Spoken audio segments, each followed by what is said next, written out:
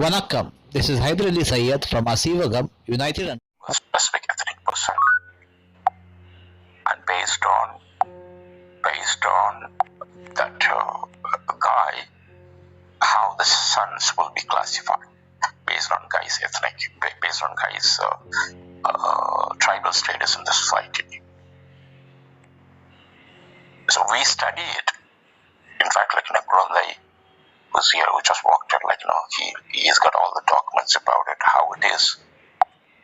Because none of us will ever get a chance to penetrate into that segment, Jewish segment, to understand that how is their, what is their cultural pattern, what is their way of life. None of us. We can make friends, I made friends, yes. But the moment we ask questions about it, that's it. Either they will disown us, we cannot be friends anymore. They never let anyone else, find out what are they actually believe in.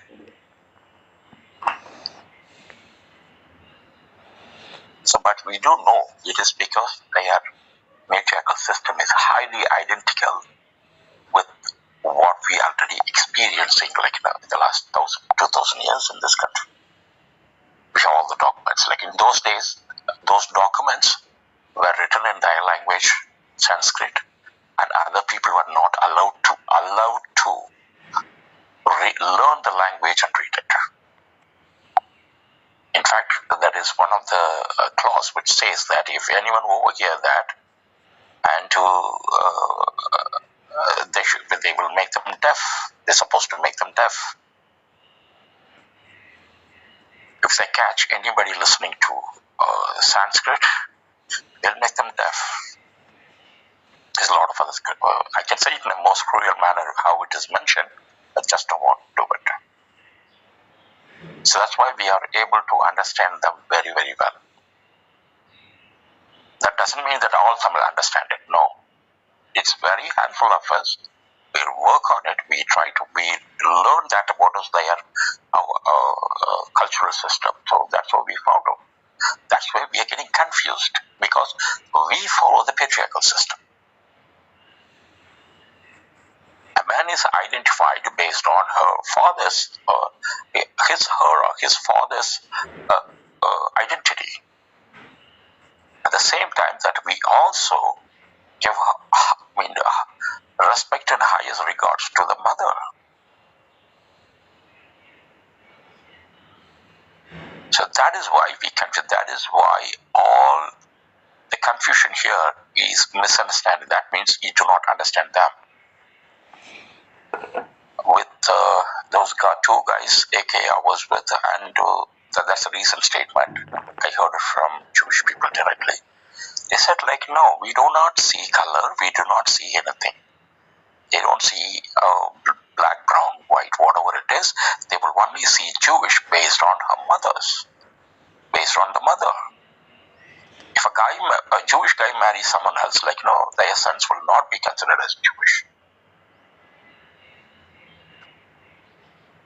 But any guy who marries a Jewish woman, their children will be considered as Jewish. So they don't have to see color. But in this other world, people who look at them, they see people, especially this, Afro-American background, everybody identify themselves based on their color. Even we don't see it. In our ethnic, we don't see people based on color. That's not in our practice. Language is important. Linguistic is the basis. Because these people were taught to see people based on color, they are looking at the Jewish people as well as these people in Saudi Arabia, saying that these guys are whites.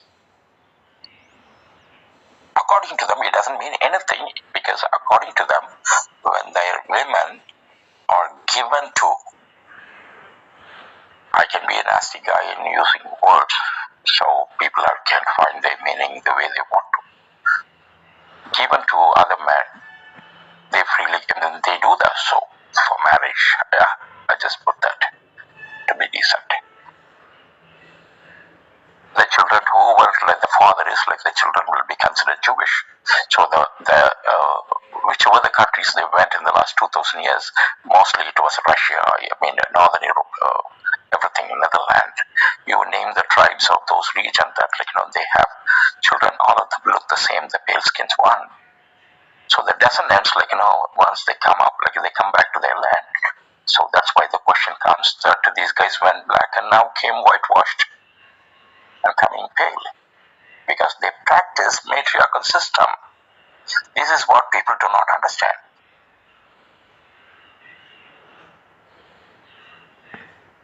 In patriarchal system, that cannot happen.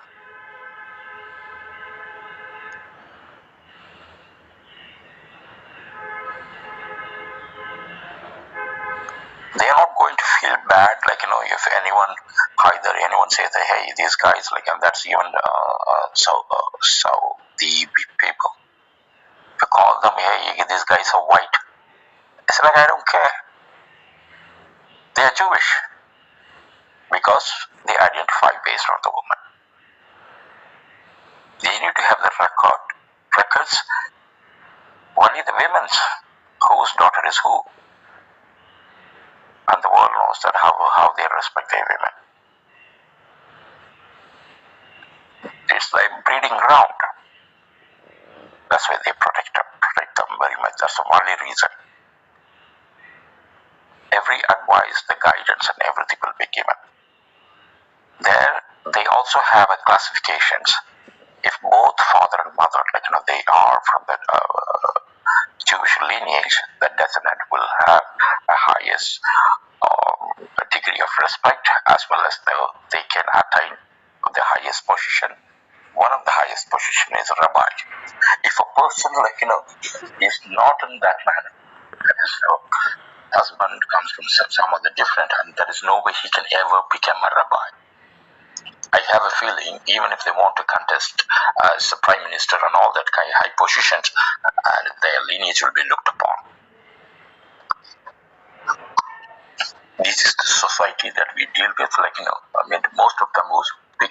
And speaking about these Afro-Americans and all that, they have no clue about their own, whatever comes in their mouth, they speak. How will they, and I've seen them all the time, that they don't have patience at all. They don't listen to a person.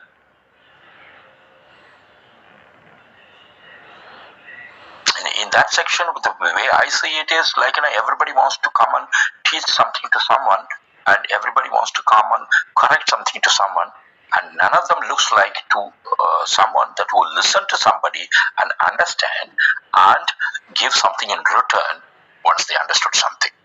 There is no exchange of knowledge. There is no exchange of reasonable information. They are in rooms to argue. They are in rooms to dump things that which none of the people can accept it. And anyone question is, they want to jump on. Yes, Kulande, yeah. You heard me. Yeah, thank you. I just want to add one point to what Ruben said in that matriarchal system. When they imbibe or include a male from some other outside of them, what happens is they start doing the duties, right, to get included into the system. Of course, their children are automatically imbibed into the Jewish as Jewish.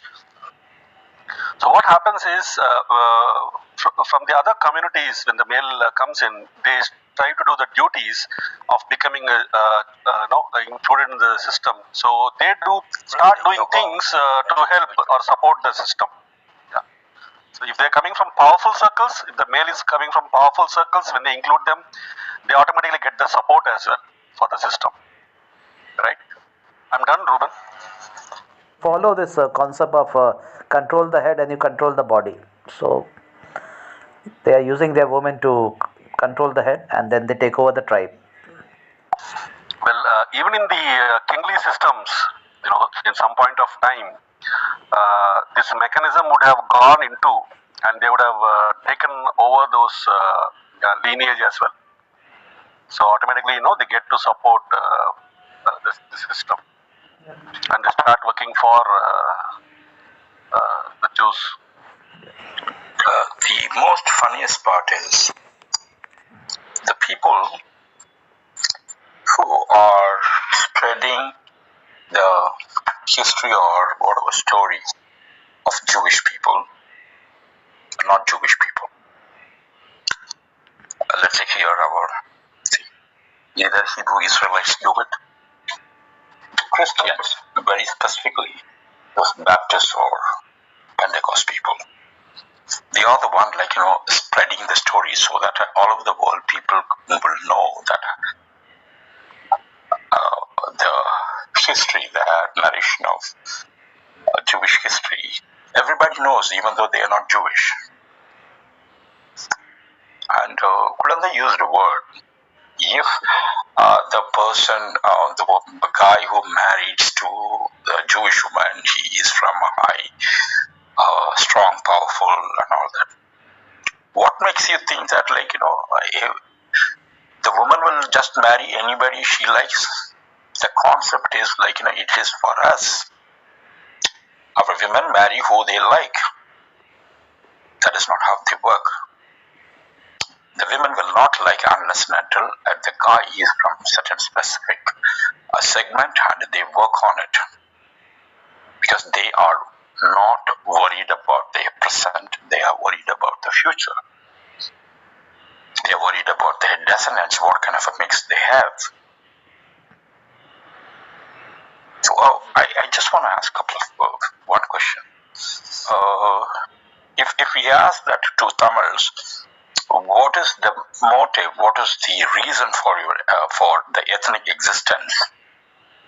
What is the goal? Almost everyone will say that usually anyone might say that the dream is to have a Tamil country because that is the only thing it is not possible. So we'll just say it. That's it. Otherwise, that to live and let live.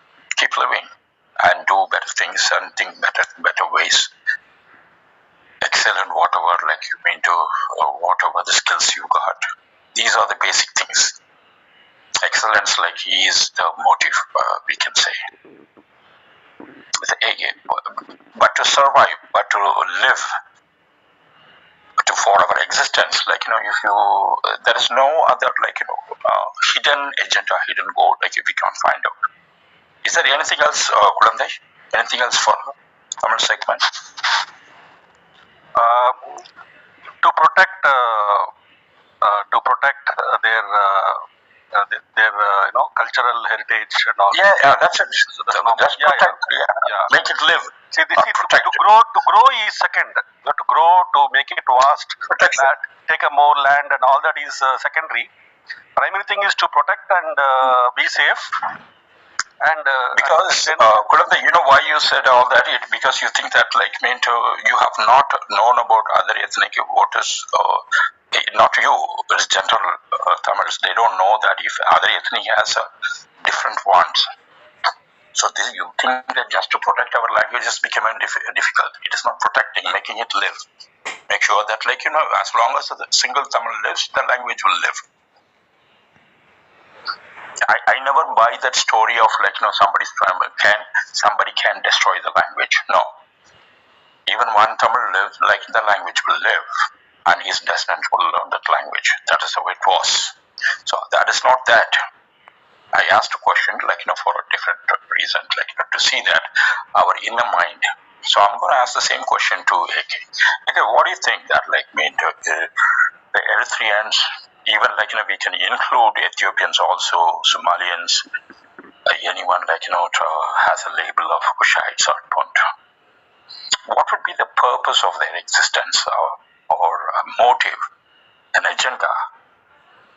Anything secretive or the purpose, their wish and desire is the same as what I said, what commonly people carry on. What do you think, AK? I'm sorry. What was that last question? Can you repeat it? Yeah. That is, what do you think the descendant of Kushites punt, or there we can include like be it Ethiopian or Eritrean or Somalian, whoever it is. Like if they say that all that, what would be their purpose of existence, like as an ethnic purpose and ethnic motive, an agenda, a dream. The dream is the purpose, right? Okay. What do you think?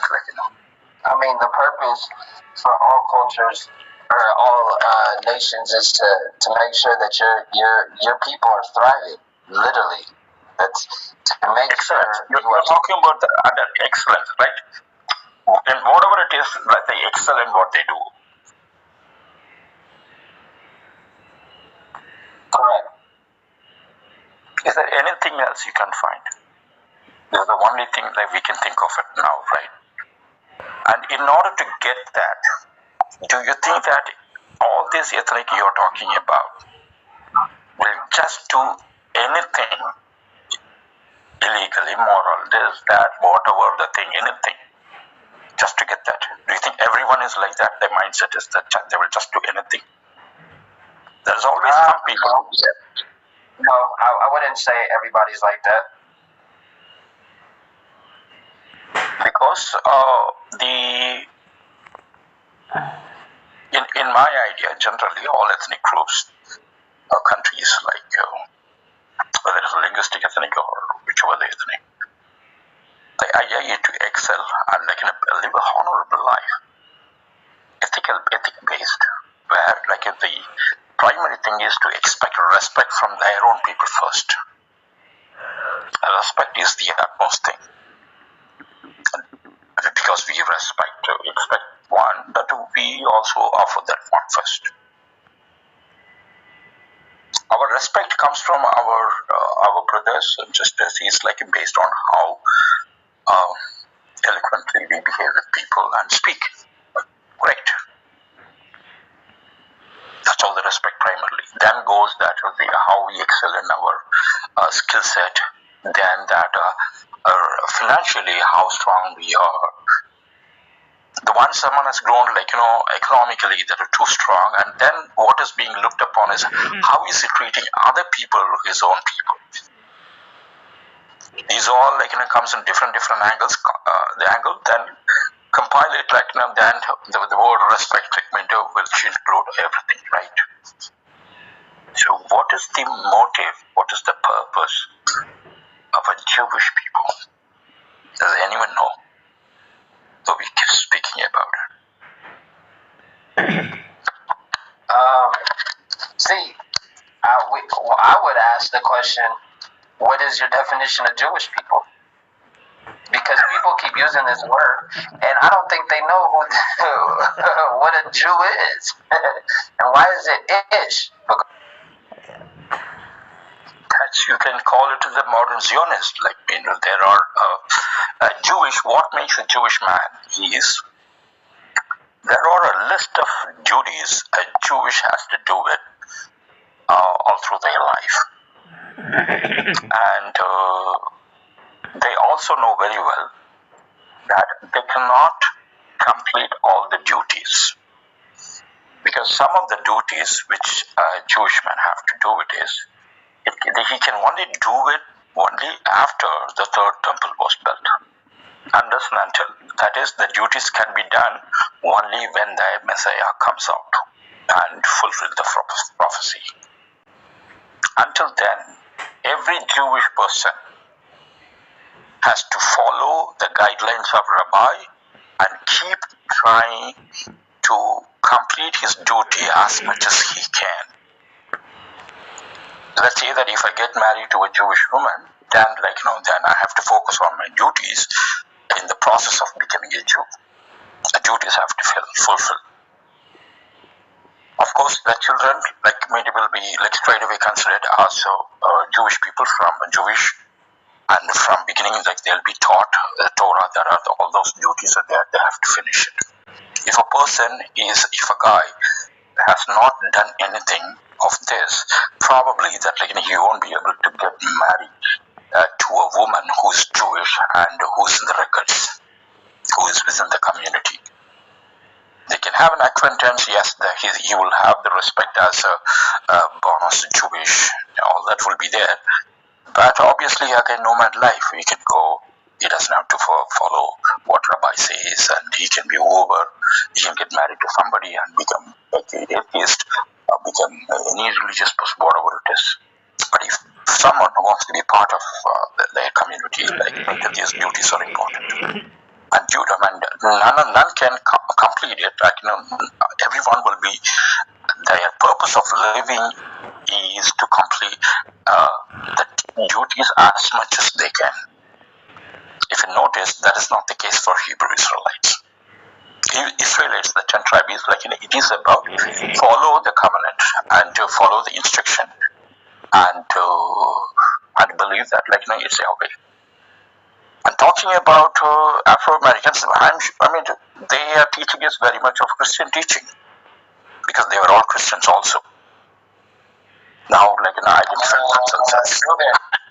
Ruben, actually, I have to stop you there. Their teachings come from Google. So, but go ahead. Sorry. I know. I know that Google teaching, but the thing is that it is so easy to do the Google teaching because their parents were all the Baptist Christians. The funny part about Baptist Christians is that is who uphold only Christ. What they actually supposed to do is that to follow the teachings of Christ, and their priests have to explain that what is the teaching and how we can accomplish it. Excuse me. Yeah, can you give me 30 seconds, then I'll let you take off. Is it okay? So this is how but instead of teaching about what Jesus said, they talk about all Deuteronomy, they talk about Genesis, they talk about Judges, they keep talking. Sometimes they will call the Baptist Christians as, hey, you are the Israel, which means you are the chosen people. So from that, all these Hebrew Israelites, most of them have come out from that background. So it is very easy for them to become Israelites. In fact, in my personal point of view, I'm saying that it is so easy to among all these thousands of people, pick a person and to make him a Jewish would be the most easiest thing because he would already have gone through all the Jewish specific documents. And to then make him understand about what Torah and what are the duties is it's such an easy one. Yes, brother, please go ahead. I think what we need to stop doing is, when it comes to Hebrew Israelites, is to stop putting in one box like we all the same. It ain't no need for these slick remarks like, oh, they learn from Google and all of that type of stuff like that. Due to the fact that, we did, which is prophecy in the Torah, that we would, or the Tanakh, that we would be cut off from our history. So it's kind of like, really, what you're saying is actually proving the point of the prophecy that was that would happen to our tribe over here, the so-called Black country. Which prophecy? Wait a minute. Ask not to cut nobody off. I would like the same respect. So, I'll answer any questions after that. But all I'm saying is that all of us aren't as ignorant as you may seem, and as or YouTube scholars like you may think that we are. Don't put us all in one box like that, because we were I know you would want the same respect. And I greet my brothers and shalom, and I love you. But I just had to say that because that was kind of, disrespectful, especially since I am a Hebrew Israelite, and I have been practicing this since 2005. So let me ask you, what connection do you have to ancient Gips, or what you would call Egypt? Biblical prophecy of us, 70 AD, of us being expelled out of our land. No, but that's not okay. So That's not proof. You're literally just saying this book says it, but you have to actually show them proof, So right, brother? do you believe in the Bible or don't you? I don't believe in any Bible that Western America has. Do you believe in the ancient scriptures or don't you? I'm from East Africa, brother. That's why I have an actual. Okay. I'm from there. What you guys are talking about, you have a. So are you? And I didn't say. So are Hold you on. denying that Hold us on. in Africa now? Oh, hold on. No. I'm not denying. I'm not denying nobody. Okay, so What what I'm are you asking talking about? well, if you listen, you can answer. You know. So what I'm talking about when I said that Google remark, right? Everybody that I've met actually on the Clubhouse, because I can only speak from my experience, have been Google scholars because they have told me, somebody that's from this area, that I actually am Arab. I'm not from there, but they have a more connection. When I started drilling them on some of the questions, well, not drilling them, just going back and forth, having a simple adult conversation, right? Trying to get to the bottom of this and let people speak their piece. But when I asked them, okay, well, show me the actual connection. Don't go into scripture and say, hey, this is me, because he's not speaking. You don't know that he's speaking to you. It doesn't say your name. It says a tribe name. How are you connected to that tribe, though, right? Because if I was to go to China and say, hey, don't you know about the Xi dynasty? Okay, that's me. That's me. Somebody obviously from China will say, prove it, though. Don't just say you are. Show us, because we're from this area and we've never heard of you. So how are you more connected than we are? Because we've never left. So go ahead, brother. Studying the scriptures or what the scriptures say, the curses will happen to the tribe of Yahuda. Question you're not even answering, because I said how, though. You're saying the tribe of Yahuda. I was building up to the point. But then okay, go ahead. My apologies. Which question my apologies. am I answering? Ruben, what Answer question my are you question. asking? No. Answer my question. No. Don't negate from my question. No. Because your don't question. negate from. I get your question for sure. Let's do it. I'm just saying, which angle do you want it from? Are you wanting it from straight scriptural, or are you talking about history? Which one you want? History is scriptural if you're talking about the Twahid. Okay. But if you're not going into so Twahid, you know about Deuteronomy? No. Brother, do you know what Twahido is? No, I don't know what Twahido is. I respect that you're honest. It won't matter if you took time about it. You won't know what Twahido is unless if it instantly doesn't resonate with you, you won't know. That's actually the original Bible. The Hebrew language that folks think about they have actually isn't even that old. When you deal with East Africans, you'll see that all the high priests read in Ge'ez. Until you understand where Ge'ez comes from, this won't make sense. I know about Ge'ez. Didn't we talk about this? And we were supposed to be building on this in another room before. Remember that? Oh yeah, I remember you. Yes, exactly. We were in the same I know room. with G's. I know with G's. I know I may be pronouncing it wrong, but I do know about G. Yeah. Well, okay. Okay, we were in a room with him the other day. Was that? Yes. All three of us were in a room. So what happened? It was me, Sin, and you, AK, Sankofa, and then I met you several occasions before through Gentlemen. Yeah, All I'm saying is that although your Bible is more untampered than the one that we use, but ours is coded. But there's those of us that understand how to break the codes of the scriptures and take it back to understanding it in Hebrew. It might not be what your Bible is written originally in, which is G's, but we do have is able to be uncoded because it was coded through the Masons, and people are in Masonry, or if you understand that type of fraternity and stuff like that.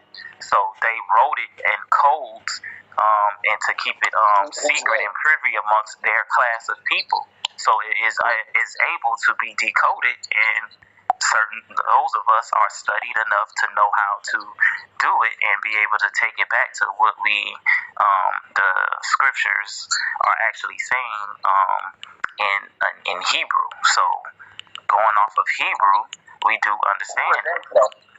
So, Mikhail, I have a question for you. Do you believe that ancient Hebrew existed, like as a language? And is there any proof of it? Do you have any proof that it existed? Yeah, I mean it's in stone. Y'all probably call it other things, and that be what the problem is. What would It's the stone would be what? Avery. Avery is different from Hebrew. Avery is very different from Hebrew. I think that there's some conflating going on. Some people call it Afro-Asiatic. Some people call it Shemitic. Some people But call first it of all, many there is different no things. V. Proto. There's no V in Semitic language. I know. That's why I So say if it's an I say Avery- Hebrew. I say it with a V. I don't say it with a V. That's Yiddish. Exactly.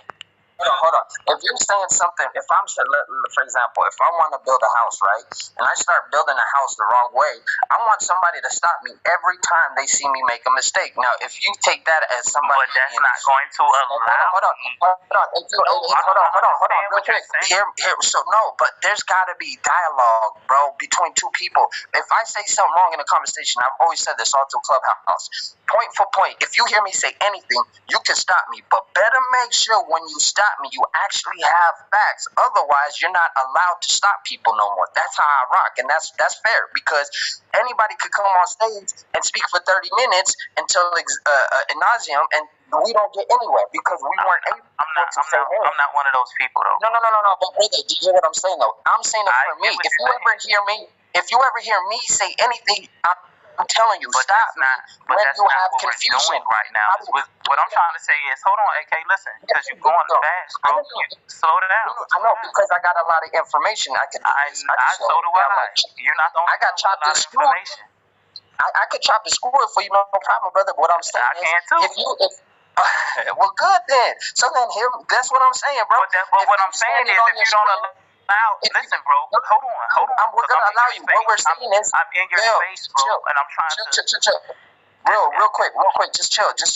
So what I'm saying is, if you are expert in the subject, and somebody walks in and starts saying, using verbs, using words that never were original indigenous to this area, you should be able to stop them. That's all. Now, if you don't like that, then we can never have a conversation, because I actually are coming with some science. I'm coming with the knowledge of what it was called prior to any outsiders trying to put their 2 cents in. Now, if we won't listen to people from an area that we're speaking on, we shouldn't let no outsider tell us, oh, well, this is how I'm going to take it. Go ahead, take it and leave. But if you really want to learn, let's talk to the people from this area. That's all. But go ahead. Now, what you're saying, all of that is like I'm saying, you're never going to understand where we're coming from if you keep stopping us in the middle, because you're looking to correct it coming from your standpoint of how you think it should be, or how you think it should have been understood by us from your angle. You have to first let us get it out of how we understand it, and then we can go back and fine comb to the corrections that you're saying or whatever. So you just want to shoot up the place. Wait a minute. You want to shoot up the place and then ask questions. I want to stop the shooter. I want to stop the shooter. No, I don't want to shoot up the place. See, because I'm not looking for where we disagree at all the time. I'm looking for where we agree, because then that's how we can walk together. Instead of that's to be the problem of everybody in Clubhouse. Everybody wants to be only a teacher instead of just edifying one another. We have to edify one another to connect the dots, because everybody's angle or perspective is not going to be the same.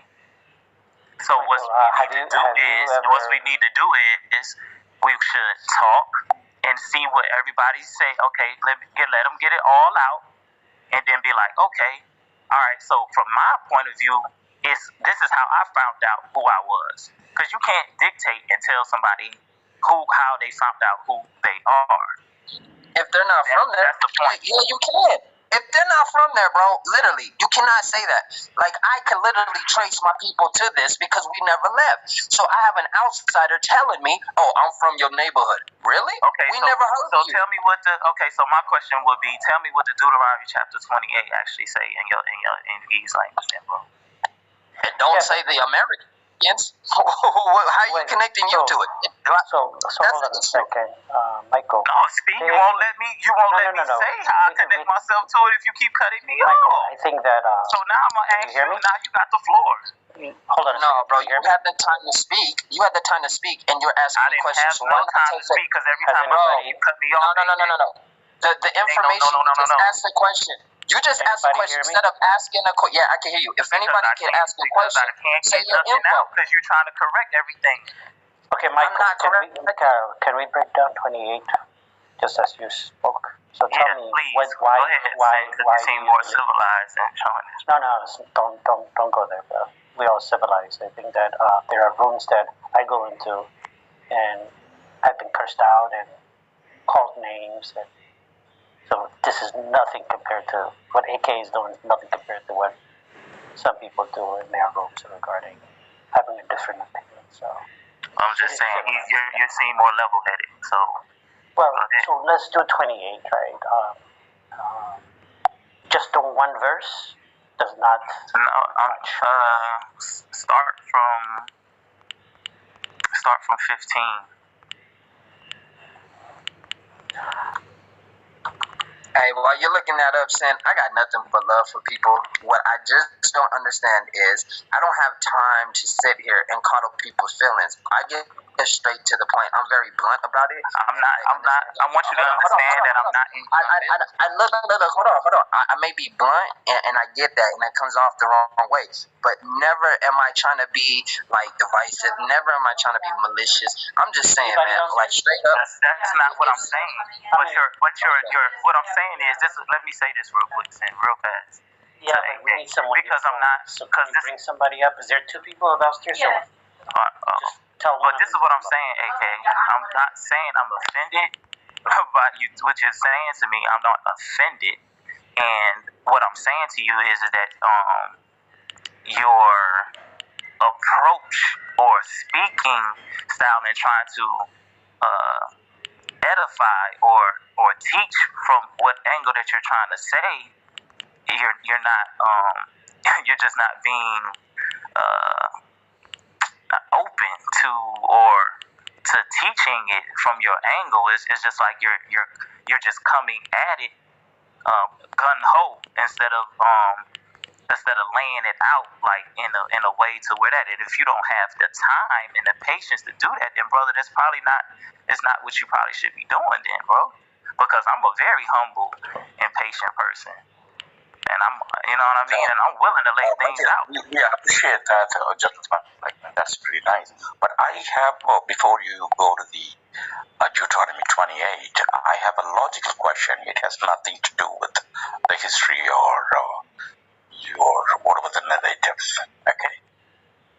A logical question is that when right now that you asked us to go to the Deuteronomy 28 to understand the prophecy and curses.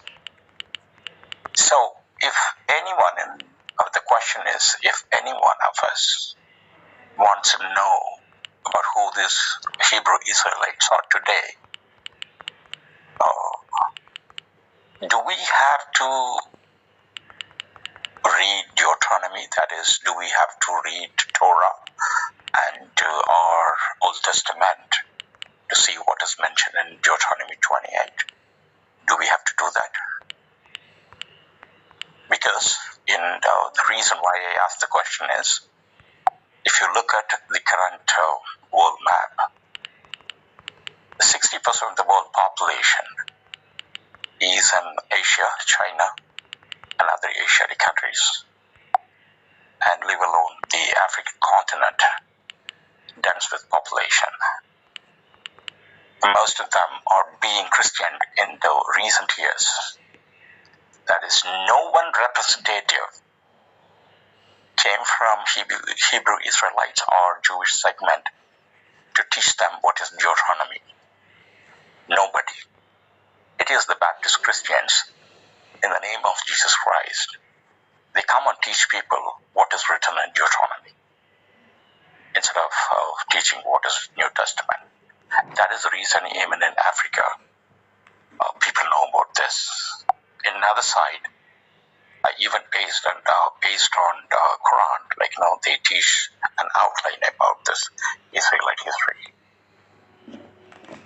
If that is, when you keep counting that, then you would see the people who have the access to read Deuteronomy is like hardly between 20 to 30%.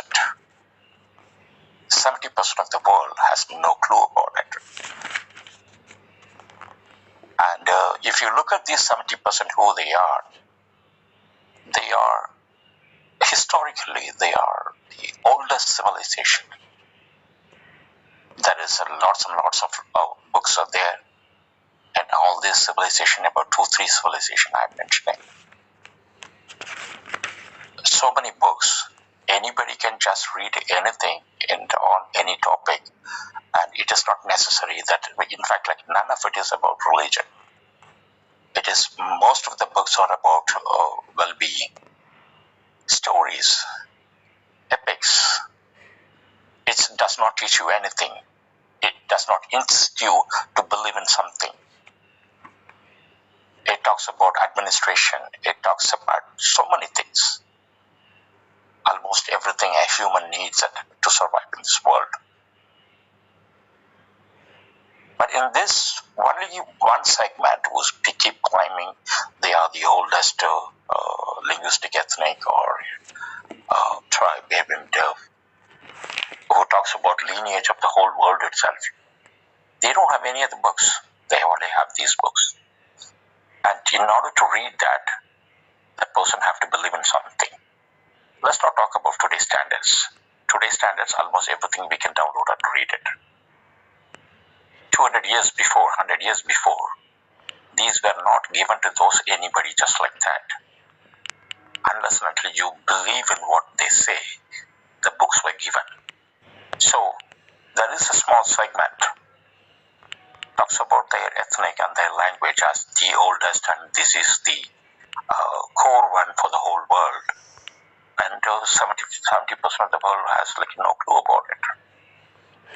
Now, in order to understand that who these Hebrew Israelites are, the 70% of the world who been historical references for the civilization, if they want to understand who's this older than us or oldest like us, they have to go read the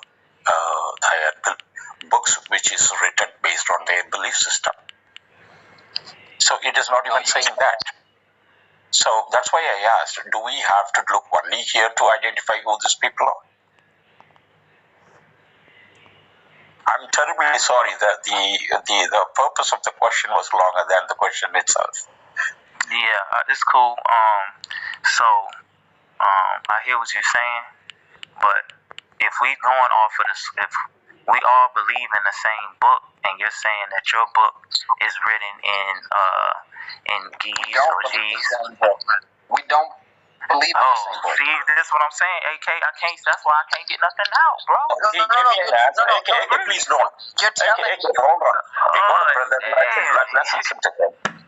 Okay, Mikhail, one thing now. You answer my question. I say 2 words to be Gentlemen, you answer my you're question. making a claim about my people. You said you guys believe this book. We don't. Stop. So, man, I said compared to your book, bro. So calm down. We don't know. Calm down, bro. I'm trying to compare books right now. If we're going to compare books, then let us compare what the books say. Why don't we just go to the What date? your book say? I want to know what it says. What's older? Why would I read a book after my book? Sin, bro. Listen, I'm gonna do you one short. AK, please, brother, Mikhail, 1 second. Give me a moment. Brother AK, I think we must hear out. You must We got a brother who come and speak to us. Let's listen to him, please. Okay, Mikhail, go ahead. Okay, Sin, listen, can you write these scriptures down? I'm gonna get straight to the point. Scratch. No. We don't need to wait. I'm not here for a lesson. No, it's not. No, it's not a lesson. I want to hear. I'm about to give you some scriptures, and I want you to read me these scriptures from your book. Okay? I don't have that in front of me, and I can't do that right now. You can't do that right now? Because I'm at work. Yep, no. Okay, so who can do that for me? So that I can compare these scriptures, because this is what I'm saying. I've looked it up. I have the Amharic version of Deuteronomy 28 in front of me, and if you want to pull up yours, we can read it right now. Okay, well, I wasn't gonna, because that's kind of long. I didn't want it to go that long because now we're short on, people are short on time here. So I just want to read. Can you tell me what your Genesis chapter 13 says, Genesis chapter 15, verse 13 says. Can you tell me what your Psalms chapter 83 1 through... Hold on. Give me 1 second. Genesis 15. Yeah, what is translate for me? What does y'all's say? What does your book say? Genesis 15:13. 15:13. By the way, there's only one book. I shouldn't be. Okay, Yeah, your one book. Yeah. Your one book. But you have Genesis chapter 15, verse 13 in that book. So. And he said unto Abram, know of the certainty that thy seed shall be a stranger in a land that is not theirs, and shall serve them, and they shall afflict them 400 years. Okay, what is it? Is that what it says? And is that translated correctly? What does it say in y'all book? That's what it says. Okay, so now go to that's good. So let me hear Psalms 83, like 1 through 5, please. And make sure that y'all are reading it the way y'all is supposed to be interpreted by your. So what I have in front of me is literally, it has the Amharic version on the left side and the translation of that version on the right side. So okay, I just want to be sure because I don't want to, I just want to make sure that you're reading it how your people understand it. That's all. Is the Amharic version anglicized or is it written in Ge'ez? Okay. It's written in Ge'ez. I can pin the links that I read it from up to the top if you guys want to read it with me. Okay. I was wondering if the pronunciation was anglicized, and if you were reading it, I could probably tell you the interpretation. But thanks. Oh yeah, let me pin up what I find. Right. See, now we're getting somewhere. I want to know what it says. I want to just, before I look up Psalms 83, because I do understand like both sides of what is being said. Because with all due respect, I understand the frustration that people who are from the culture are feeling right now, because we've been trying to tell people, and a lot of times the things that we teach are shut down. So even as we break this stuff down and kind of get to the root of it, it's going to be the stuff that really we've been trying to tell people for a very long time. So patience on both sides, because also on the other side, the people in America who are trying to figure it out, we don't know what we don't know. So yeah, I'm definitely down for discussions like this, and sometimes especially since we're kind of put in this position where we have to reteach all this stuff that our parents and our elders have kind of passed down to us. We do kind of have to hold that patience, because we're gonna come across a lot more people who just don't know, that we have to teach the real truth to.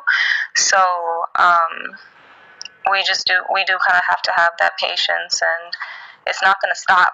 We're not going to get to a point where in our lifetime we're never going to come across a person who is ignorant to this. So but I got Psalm 83. Let me just make sure I get it from the same website, LOJS. Yeah, I think it's done, and I thought you're going to speak about Deuteronomy 28. Is it okay I share that what I have understood about Deuteronomy 28, my point of view? Is it okay? Yeah.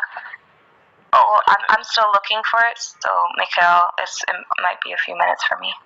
I mean, if you go ahead. I'm always open to hearing other stuff. I'm not here to repeat the verses, because that's not what I do usually. I usually talk about verses, like that is what I have understood from a verse. So I'm not good at pointing out which verse and all that, but people who read these chapters would know what I'm talking. So the Deuteronomy 28 basically it says that these are the instructions like which people have to follow if they follow very well, and their life will be prosperous and they would be great. If they do not, then all the things, these are like things would follow.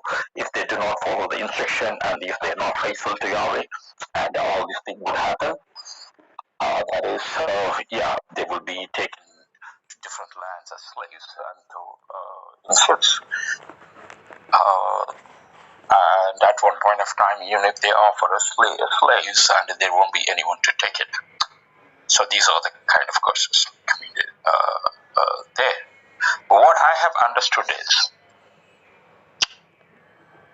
these people, based on their own narration in Deuteronomy, how they came from Egypt and passed through the desert with all the problems, and a land has been given to them by God, which was already inhabited by a lot of people who made their land their own by their hard work.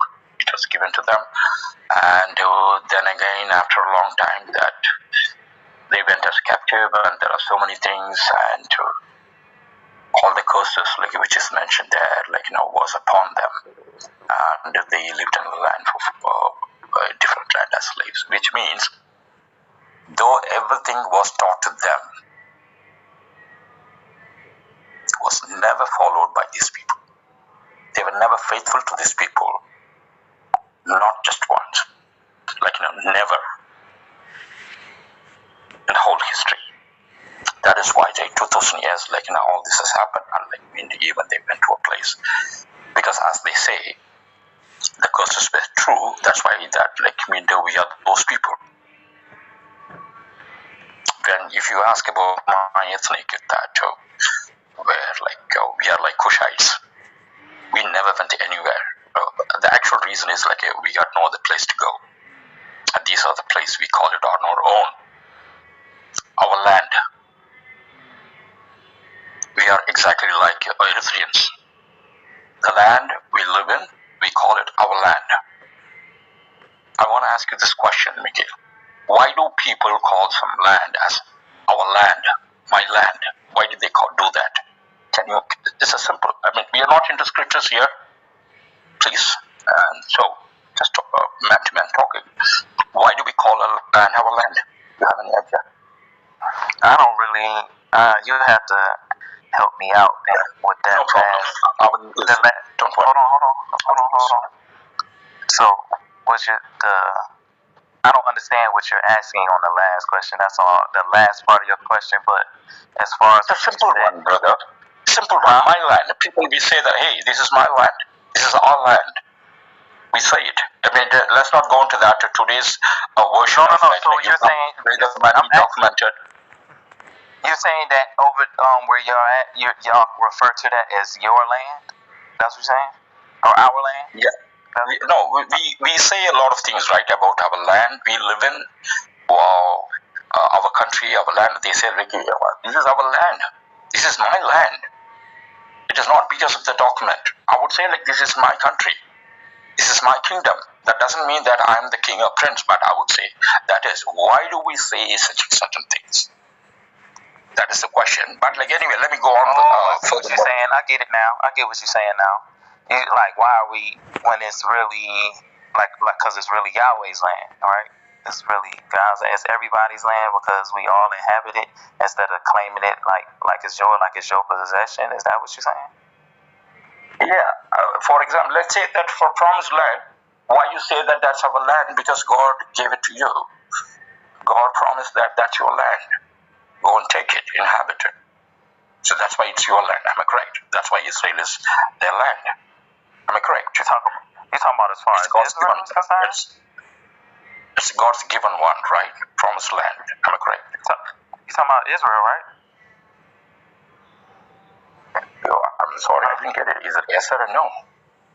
No, I'm asking you. You're talking about why do we or what most Hebrew Israelites say that is our land and of Israel?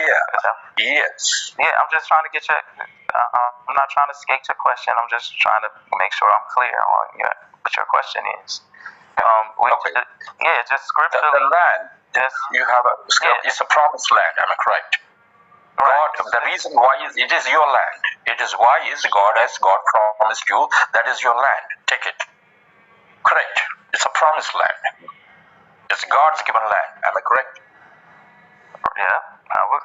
Yes, that's a yes. Okay. So the land which was pointed at you, and approximately there are like typical Jewish guys tell me that it is about 3,700 years ago. So when it was pointed historically, there were already people lived in those lands. So they all walked in and said, like, God has given this land. Okay, how my land, our land is a definition of our land in our world. In our world. So the land, we've been sitting here on this land for, we have no clue that, like, how long we are sitting here. How it is that long ago, we don't even know who those ancestors are. When those group of ancestors, when they found this land, decided to settle, the land was not ready right in front of them with settlements and castles and everything, and fertile land and pastoral land. Everything wasn't available then. When they found this land was a dense forest and barren land, there, my ancestors, they worked on this land. They cut those trees and made space, made it as a pastoral land for their cattle, made it as fertile land to grow crops, vegetation, then made settlements. From that, they made villages. From villages, like towns, cities, and empires. Thousands of years. While they were at it, they were working on it. They sweat, they spit, they shit, they piss. Everything is in the land, including themselves. Once they are dead, they are buried here. They become the land. All my ancestors are being buried in the very land, and in that land is where, we walk on it, we build our houses, we feel safe. The people of my ancestors have become land. It is not that, when we walked in, people were already here, keeping everything ready for us, with fertile for paddy fields and vegetables, and everything was there. And we just walked in and told them that, boss, this is how we want to take this our land. Please, you all please get out. No, we didn't say that. So if you see that all over the world, that people who today they call that they are this countrymen, this is my land, my house, my field, my farmhouse. 90% of those people that they were never from there. If you ask their history, they are always from somewhere. Their ancestors migrated, they captured and do all that. Except very, very few. Even China cannot be compared because there was always strong, vast group of 3 different dynasties. They dwell in that land and they claimed ownership of it. But in our land, there were different kings who have ruled this place, but everyone is from my ethnic. And specifically, one special thing compared to everyone else, including Kushites, is because the only one who can come along with all the standard is the only Kushites, and then there is no one else in the world. Only one, we have another one, differences. If you check the map of our country for the last 2,000 years, our continent is Indian continent. It is not a single country. Union of 256 countries. We belong to the Pandya kingdom, who lives in the south of Indian continent. If you check the map, whichever is available on the net, you check that. There are so many people have ruled this whole continent with their empires, but none of the maps will show that they never ever conquered and ruled our land. We've been defeated in wars. That doesn't mean that they ruled us, because ruling these people is very difficult. I mean, we can't be ruled. Pointless. I mean, thinking of it is pointless for anyone. Cannot be subjugated. Something next to impossible. You can check that 2000 since the day that first map was made to till this day. The 1/3 of the Indian continent, what you see is in our land. You cannot find that under any other empire who came from north. Be it the one who was married to Alexander's the general's daughter, Seleucus Nicholas' daughter, Chandragupta. No, none of them. He's supposed to be the mighty king with an empire. No. Even to send some monks to our region, even to that, the battalion did not cross the river. They stood by the river. From here, people went and received those people for exchange of knowledge. Even for that, they have not crossed to our land. A battalion. People who came, they never stayed for long. They came, before they retaliated, they ran back with their loot. This is the history. That's why we call it our land. Our land wasn't ready. It wasn't made by somebody else who lived happily, and because of somebody else's order, we didn't jump on them and say, hey dude, I'll get out. Someone said, my God said, this is my land. No. That's not how it is. So this is my land. Do Hebrews, Israelites, have something like that as my land?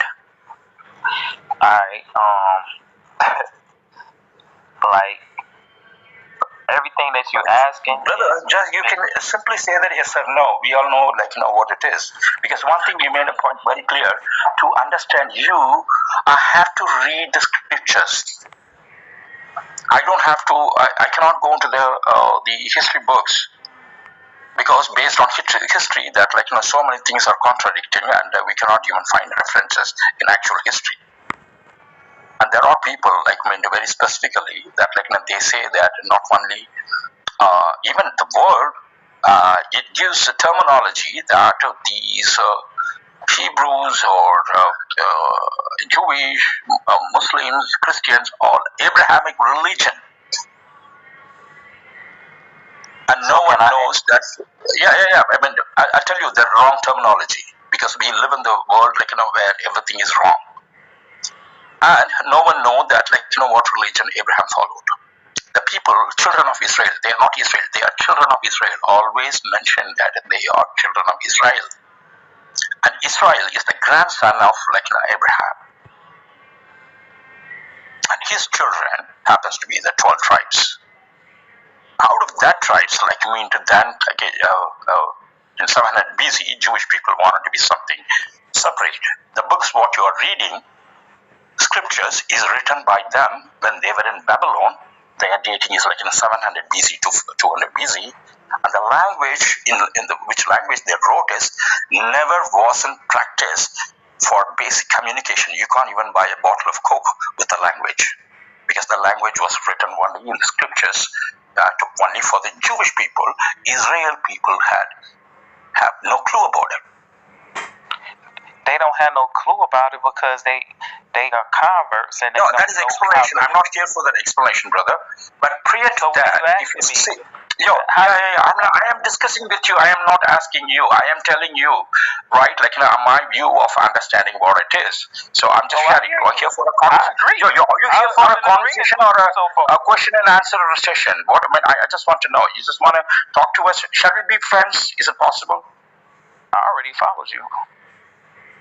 Oh, thank you. We are friends then. So even here, in my PTR says Shibboleth. The word Shibboleth, it was used in Judges. That is, there was a quarrel between the tribe Ephraim and Judah. They have a quarrel. If anyone who have the access online, you go ahead and read it. So what they do is, whatever the reason for the quarrel and all that, like, I do not know. But one thing they do, they want, since they all look alike or look similar to each other, by the look they cannot find out who is prime. So what they do is, they ask them, whoever pass by, they ask them to pronounce the word Shibboleth. A Shibboleth can be pronounced in two ways, because the sound sh and se is two different things. People who are not used to it for sh, they cannot actually do it.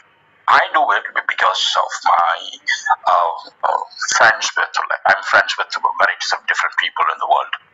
But mostly my ethnic people cannot really pronounce sh. They will always say sa.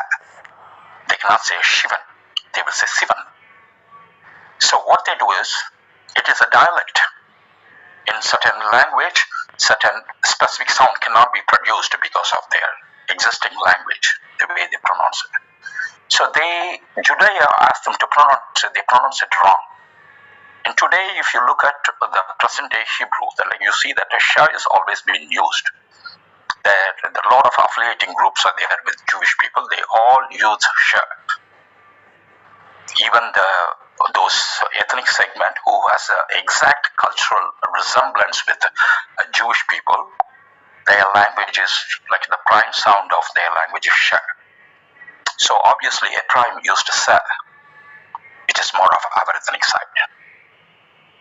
So when the dialect is different, what they do is, because the dialect is the pronunciation is different, they find out that's a tribe. Understanding of genocide comes.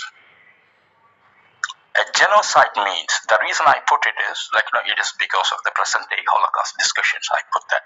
Because a genocide means a person a group of people are killed based on the language they speak, based on the belief system they have, or based on the color they have. If one group kills another based on the economic differences, that is something like, even you can refer French Revolution. So if somebody is very rich and the poor people kill them, that cannot be considered as a genocide. It can be considered as yes, of course, mass murder, there is no doubt. Genocide means that because our ethnic face that, Eritreans face that. Worldwide, these two ethnics actually face that. And the one ethnic who keep claiming that they have faced genocide, never said a word about these two. The one is ethnic for all. These two things no one knew. In the last 30 years, what happened in Eritrea or with the Tamil ethnic, what happened when things were happening, people turned their other side. People shut their eyes, shut their ears. They didn't hear the scream. When women and children massacred, mutilated. When especially that about the war strategy, if one ethnic fell upon women of the opposite ethnic and kill the women, that is very worse than killing all men, because 100 women can actually produce 1 billion men in another 500 years. That's why these ethnics respect their women as queen and mother and even goddess in ours. We do not disrespect them. We do not treat them in that way. We don't call them, hey, woman, shut up. We don't say that. They slip us on their mouth itself the moment we say it. That's most important. But in those two ethnics, for the last, I'm not talking about centuries, in the last 3 decades, things have happened. You see that in that actions, you see that they mutilate the Gentiles, their private parts. You see a lot of references there in history why they do that. But that didn't happen to those who went to America by ships, because they wanted the women to be so healthy so they can actually produce another future employee. So nothing happened to the women. But this is called ethnic genocide. What I said is ethnic genocide. When our voices are never heard anywhere. so we keep crying or screaming. And one ethnic keeps saying that, they face the genocide and Holocaust. Like, they never said a word about this. In fact, they are partners with those, who actually did all that. Today, I find a lot of Ethiopian Jews who comes and says that, I am with my brother Jew. I heard it actually yesterday. I was shocked. And there is one more thing is there. Since you believe scriptures, I'm going to quote another verses, and I want to ask you, do you believe that? That is Ezekiel 38. You're well aware of Ezekiel 38, right, Miguel? Are you? Read it, sir. Yeah, I'm not good at it. So you actually can just get to Ezekiel 38, and Nuga, please, if you can you read do you have the Amharic version of Ezekiel 38? I can absolutely look it up. This is actually a really good resource that I found, and I wanted to ask you, Ruben, if you read it, because I know I couldn't find a version in ancient in Gitz, but they do have the Amharic version. Please, I was just talking. Whichever is available. Okay. Please go ahead. Okay, let me look it up. What verse did you say it was again? Ezekiel 38. Ezekiel 38. I'm gonna look it up and come back.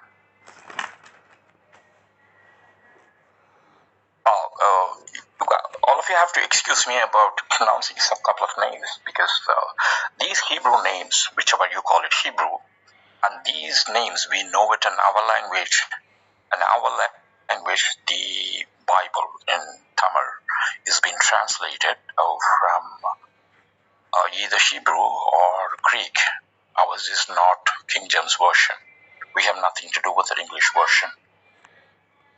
Because our language has all the words, any other language has it, or even more than that. So translating something from other language to my language is not a big deal, because we have all the words in the world. So that is one. And besides, before Christ, for more than 500, 600 years, throughout Judea and Israel, Aramaic was the spoken language. Hebrew was never used for basic communication. Hebrew was there only for reading Torah. Like I said, you can buy a Coke during that time if it was available. So it was Aramaic. Even Jesus Christ spoke to people in Aramaic when he was preaching in the temple. That from Torah that he's translated into Aramaic, only then people were able to understand. So that Aramaic and my language have a lot of similarities, in authenticity and antiquity, whichever the T you want to add, you can do it. Yes, Noga, please. My apologies. I'm still looking for it. It's broken up into. If you go on the link that I pinned to the top, you'll see how the website is kind of set up. Yeah, it looks like an organization. Get it, Noga. I just want people to have a participation, because one man's voice is never good, even for myself. Yeah, please. Can I ask a question? Go ahead. Okay. And I'm not. I kind of hate to ask it, but I have to. And please don't think I'm not trying to be smart or funny when I ask this. I guess when I want to hold on about yourself. Please accept you are smart. That's why you are able to converse with 3-4 people at the same time. Definitely the smartest man in your neighborhood. I have no doubt on that. That's just a saying over here where when somebody says I just twisted it. Like trying to be slick or something like that. Yeah, but I'm not trying to be funny or facetious in any way when I ask this question. So okay, right now what's going on now is that I'm trying to learn from you your language in the scriptures that's written originally in your language, and so I can compare what is being said. and and it doesn't seem like I'm trying to say anyone here do y'all not read your language, the book in your language, fluently or something like that? Because I'm trying to. It's not about that. It's just that when we're talking about things like people's true history being suppressed and things like that, like I understand where everybody's kind of coming from, but you know, the message gets convoluted when you start saying things. I mean, not like, you know, when you start saying things like, oh, you know, certain people are which I'm not saying it's not right, because clearly things have been prophesized. You know, it's written in the book, blah, blah, blah. But then you take those people and then they try to change the entire history of the book based off of like certain versions that aren't even close to being similar to the original version. So resources online are very limited when it comes to translations of the ancient Giz archaeological, biblical texts, because I mean, we all know who the archaeologists have been, and who have been able to get like the funding to go out to these places and obtain this archaeological evidence, and what museums that they're kept in. So we know what we know, and the translation that I'm reading right now, even the people of Eritrea would still look at me sideways, like just not reading the complete original text, but this is what we have, and it's the closest thing to the text of Gitz. So that's what I'm kind of going off of. So if it seems as though we're not, getting the, as close to the original as we can get, that these pale-faced people have kept us away from, then I'm sorry, but we're working with what we're working with, brother. Okay, no, it was just like I said. I wasn't trying to be funny. I just wanted to understand why, because I'm, you gotta understand, he drilling me for not knowing what, you know what I'm saying? You're like, oh, do you know this? And I come into space, he drilling me about what I don't know about it, but now it seems like, you see what I'm saying? It seems like now I'm like, okay, well, you tell me what it's saying, and now it's like, well, don't nobody got it, or don't nobody know it. You know what I'm saying? So right. And from what I've noticed, Ruben's very knowledgeable, and he's very, very well learned on this. So this oral tradition that y'all have, lots of, we've definitely been able to hold it down in the motherland, outside from how much they've raped our land. And, when we're talking about 400 years, the land wouldn't be theirs. We talk a lot about slavery, but we don't talk about what was going on in Africa, too, for those 400 years. So, it's a lot of stuff that happened on both sides. So, right. Yeah, and I don't want you to... One moment, though. I don't want you to get Ruben mixed up, though, because I have listened to quite a few rooms of his, and he asks questions to keep people engaged, kind of like how a professor would, just ask the room. People want to respond back, they will. If they don't, he'll usually just kind of answer the question himself. So everybody kind of has different conversation styles, and we're learning that on this app. So once again, patience. And Ruben, I don't think they've gotten to translating Ezekiel, the book of Ezekiel. So I'm looking for another resource to read it. Thank you, Nuga, and I also want to see why. The reason is that Ezekiel was written when they were in Babylon. The other books, they kind of compiled it. The primary Torah books were kind of compiled it, and still it was all written there in the Hebrew language. Before that, it was available in the other language, which was being spoken by these 12 tribes. That is exactly I was talking about when I mentioned Shibboleth. The Shibboleth incident happened that I think about 100 or 200 years right after they came from Egypt. So the dialect, which they spoke is Ephraim spoke is what they were speaking in Egypt. In Egypt, what they were speaking wasn't Hebrew. because Hebrew evolves much later period, and first, usually, our languages, like orally, it was spoken, then it was written, then it was spoken, what was written, then that's how that evolved. But only Hebrew, they wrote it first. Even then, it was never a spoken language, it was only meant for reading, which means that what they were speaking was the language they spoke when they were in Egypt. And the Egypt, the term came much later. It is not even Egypt, it is Kemet. In Kemet, who were the people? It is Nubians, Cushites, and Pun. That is the reason that like AK keeps talking that, hey, like I mean, it is my language, like you guys got it in yours. So which is older discussion. It is pretty obvious that like the language which was spoken in Egypt during their time, if they were there. So obviously, like it has to be Ge'ez.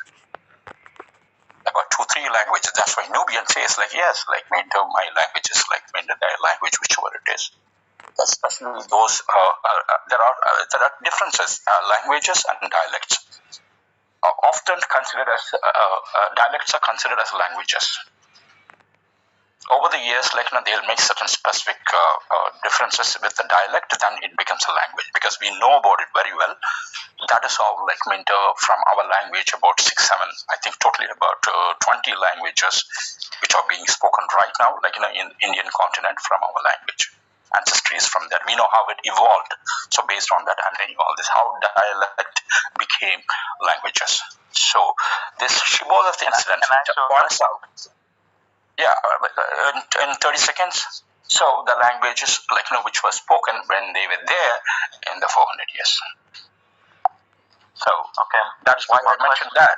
But that is why these people, who knew about Deuteronomy, Genesis, everything in Ge'ez, they do not know about Ezekiel because Ezekiel lived during the Babylonian period. That's why, even some of their books, those times Hebrews wouldn't know about it. Yeah, please, brother. All right, so my question was you said Ezekiel 38. I wanted to know which do you remember the verse or you don't remember the verse? And then my second question is that you got it in front of you, brother? Huh? Oh, you can start from the fourth verse or fifth verse when he talks about Gog and Magog, and he mentioned about his allies. Would you like me to read it? Yeah, please. You said starting with verse 4? Yeah, you can do that because primary thing I want to hear is Gog and Magog and how his allies' names and what they want to do with that. Okay, it says, and this is the NIV. It says, I will turn you around, put hooks in your jaws, and bring you out with your whole army, your horses, your horsemen, fully armed, and a great horde with large and small shields, all of them brandishing their swords. Persia, Cush, and Put will be with them, all with shields and helmets. Also, Gomer with all its troops, and Beth Togarmah from the far north with all its troops, the many nations with you. Get ready, be prepared, you and all the hordes gathered about you, and take command of them. After many days, you will be called to arms. In future years, you will invade a land that has recovered from war, whose people were gathered from many nations to the mountains of Israel, which had long been desolate. They have been brought out from the nations, and now all of them live in safety. You and all of your troops and the many nations with you will go up. Advancing like a storm, you will be like a cloud covering the land. This is what the sovereign Lord says. That's fair enough. Thank you. Okay. If I summarize that, I would say that Gog and Magog, that is it talks about when Messiah comes, what happens. You're waiting for the Messiah still, right? So when it comes that Gog and Magog, they'll fight with Gog and Magog, and Gog and Magog, we don't know who that is in any other manner. But we do know that his allies, Persia, Pushpund, and many nations he he also, later he adds that he talks about a proper civilization, well flourished, and say, you will invade them and you will take them like a strong. This is going to happen according to the Jewish belief right after Messiah comes. The Messiah would come. Once he comes, the first thing the Jewish belief is the third temple has to be built. Messiah would be born. A lot of other signs are there. The Messiah is not just somebody will be born. Prior to that, how the star was mentioned for Jesus Christ, there is something else is there, a lot of other things which are not necessary to speak now. These signs, the Jewish scholars will see it, and then they will know Messiah is born. They will identify, and that will keep coming. That is why, because the Messiah has to be born for a Jewish man and woman.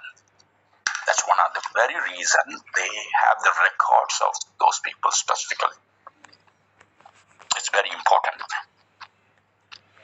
So, ethnic is growing up like this in the last about 2,500 years. This is for the previous conversation that, how, what kind of purpose for ethnic we have as an ethnic. What we have is that we want to excel in what we do. We want to bring peace and harmony to our, society and with friends and relatives. We want to flourish in, what we do. This would be the agenda, the idea of our survival and our life, our basis of civilization. But here, if you see that it doesn't matter what they do in their life, how they live, all that is not important. This is very important. Who's born of whom? Because when Messiah is going to be born for a Jewish man and a woman, and once he was born, the third temple has to be built. Once it is built, the Gog and Magog will arise, and they have to go fight with Gog and Magog. And 2,500 years ago, they have mentioned that who would be their allies? Persia, Kush, and Punt. So, for the last 2,500 years, whenever they came across a Persian native we are talking about, we are not talking about Persian citizen. And Kushites and Punt, they see don't worry, that when Messiah comes, we'll come to your land. 2,500 years they have discussed. If they speak about Kushites and Punt, obviously that when even till today, if Nakwa has a problem, probably I will have to land in his place, whatever the reason is, right? So if our ethnic is being friends with them for thousands of years, obviously that any proper friend have to lend a hand. The reason I speak about Eritrea and Tamil ethnic often in our rooms and everything is that our ethnic should know that who their friends are for thousands of years. That is also being hidden in our segment. So I keep repeating that over and over. Who are these people who were affiliated with Tamil ethnic? The last about, let's not go too much, for 5,000 years. That is based on our seafaring route, the oldest traders routes. The Westerners were like mad dogs running around the oceans to find out where we were. They wanted to find us out without the help of our friends. That's why one intelligent person in the whole world, ever born, Mr. Columbus, landed up in some strange land and called them Indians. So that is we are talking about that ethnic. So they are friends. So if I look at all those friends who were you would have had, all of them being cursed by Jewish people in their books, based on their narration. They have killed, massacred, plundered, and looted, raped all those people. And when he talks about Persia, I was wondering that what is it they got to do something? They got something against Persia. What is the beef they have? Let me understand. That is, Persia is the term during the time of Ezekiel, but prior to that, 2,000 years before that, that is Syria. From a place called is when Abraham came. Okay, who are these Cushites? What problem they had? Did they refuse a sack of paddy or rice or anything? What did they do? To figure out that, Daniel lands up in another verse. They are angry with Cushites. So what Cushites did, we go and try to dig, what did they do? So we actually get nothing, but there is one from their own narration. AK says that we never left anywhere. There could be that the most part of Israelites also, there's a lot of possibility. If you read Deuteronomy, especially regarding Moses, what Moses tells his people, before they cross the river, before they leave Egypt, he talks about one thing. After a couple of plagues, he tells them, once it's confirmed that they can leave, he says that borrow the valuables from your neighbors. By saying that we are going to our native land for a festival and we would come back. So we can give me your valuable, give me some of your gold, some of your silver. Borrow yours. But these people, Moses and whoever followed Moses, only they know that they are not going to come back. So they borrow that. So the question here is, it is not about borrowing. Actually, they're the kind of a people, the oldest ethnic people, their nature is that you go tell them, hello, I'm going to live in some other different land. We have nothing. That would you give me something? They will give happily. They'll share what they have. Sharing is, that's why I always say that we don't do charity, but we do share what we have. Charity is something you do it only when you have excess. Nothing is excess. Definitely when someone asks, we share it. Here the point is, the question is, if they were different people from whomever they borrowed the valuable ones, if they were different people, how they became a neighbor? You know how close settlements, especially working class settlements, how it will be it will be dense, highly populated. Everybody will be somewhere here and there, will be somewhat equal. Maybe with a little bit difference the way we are living now. So the neighbors must have been their own people, their own friends. The one who are very similar to them in terms of language, in terms of culture, in terms of various other things. But the one who didn't want to come crossing Red Sea, they wanted to stay back. And there is another point is that the primary complaint of those who followed Moses is, instead of their job was to keep the bricks onto the construction yard, then what they say is you make your own bricks. So that became a difficult one, making a brick and carrying to the construction yard. Then it comes that they were not using burnt bricks, because it says that it is with the straws. When you make it with straws, you cannot make burnt bricks. So with straws, they make it, they dry it out in hot sun. Not because burnt bricks because in our Indus Valley, which is 3,500 BC, that if you study about it, you will know that they used to burn bricks. They burn it everything.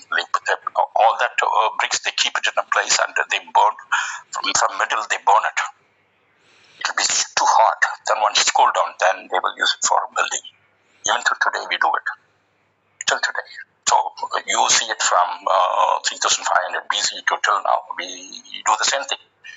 So the way they make the bricks is not like the burnt bricks. They make the other one, which means that cannot be for huge construction also, which means I don't think they worked in pyramids, because when a heavy rain and flood comes, that all this will go away. So pyramids were built mostly on limestone. Sorry? Talking about when the Nile floods, or when it gets the river starts to flood. Yeah, overflowing, all that happens. The natural calamity, even heavy rain happens. What is the original name that y'all call the Blue Nile? arriving at the point. So these are the hard works like they do. They had to get their own straws to make the brick. Okay, that is the primary complaint, probably the only complaint of those who followed Moses. That is what they call it, slavery. They keep adding terminologies to them, which is actually not suitable, because no one went to their land from Kemet, the land of Cush, and went, fought with them, captured them, and brought them in chains. No, they came to this land because they had no food. Why they had no food is they had no idea about agriculture. So they came to a land where there is food. They came here. 72 people came here, and after 400 years, the best skill set they ever had was setting up bricks for buildings, and even sorry, where did they come from precisely? Come from because I personally I don't think they came. I don't think they came from a. No. It is very typically, gentlemen. It is very typically the narration of the scriptures. I think Miguel should know where Abraham lived with his sons, the 72 people who moved to Egypt to live with Joseph. I think which was the place that was. But there's a recurring story in the Bible. Abraham did the same thing with his wife. Yes, when Abraham dies, they take Abraham. So it's like the narrative is always pushed as if the land of Egypt was strange to the people of Israel. But there is a reference, Chin. There is one reference. The land where Abraham was buried, it was bought by him. That transaction is mentioned. That is not acquired by a gang of people. Abraham pays money for the place. I think that comes right after he meets Melchizedek, Prophet Melchizedek, right after that. So, in the city of Jerusalem. Not Jerusalem, gentlemen. Like I said, I'm not pretty good. People like Miguel are supposed to be saying, but none of the biblical person is here, I guess. So the moment we say the narration, they should be able to say the words. That's how some people are good at it, which I'm not. So fair. I don't disagree with anything that I'm hearing at all. I'm just trying to,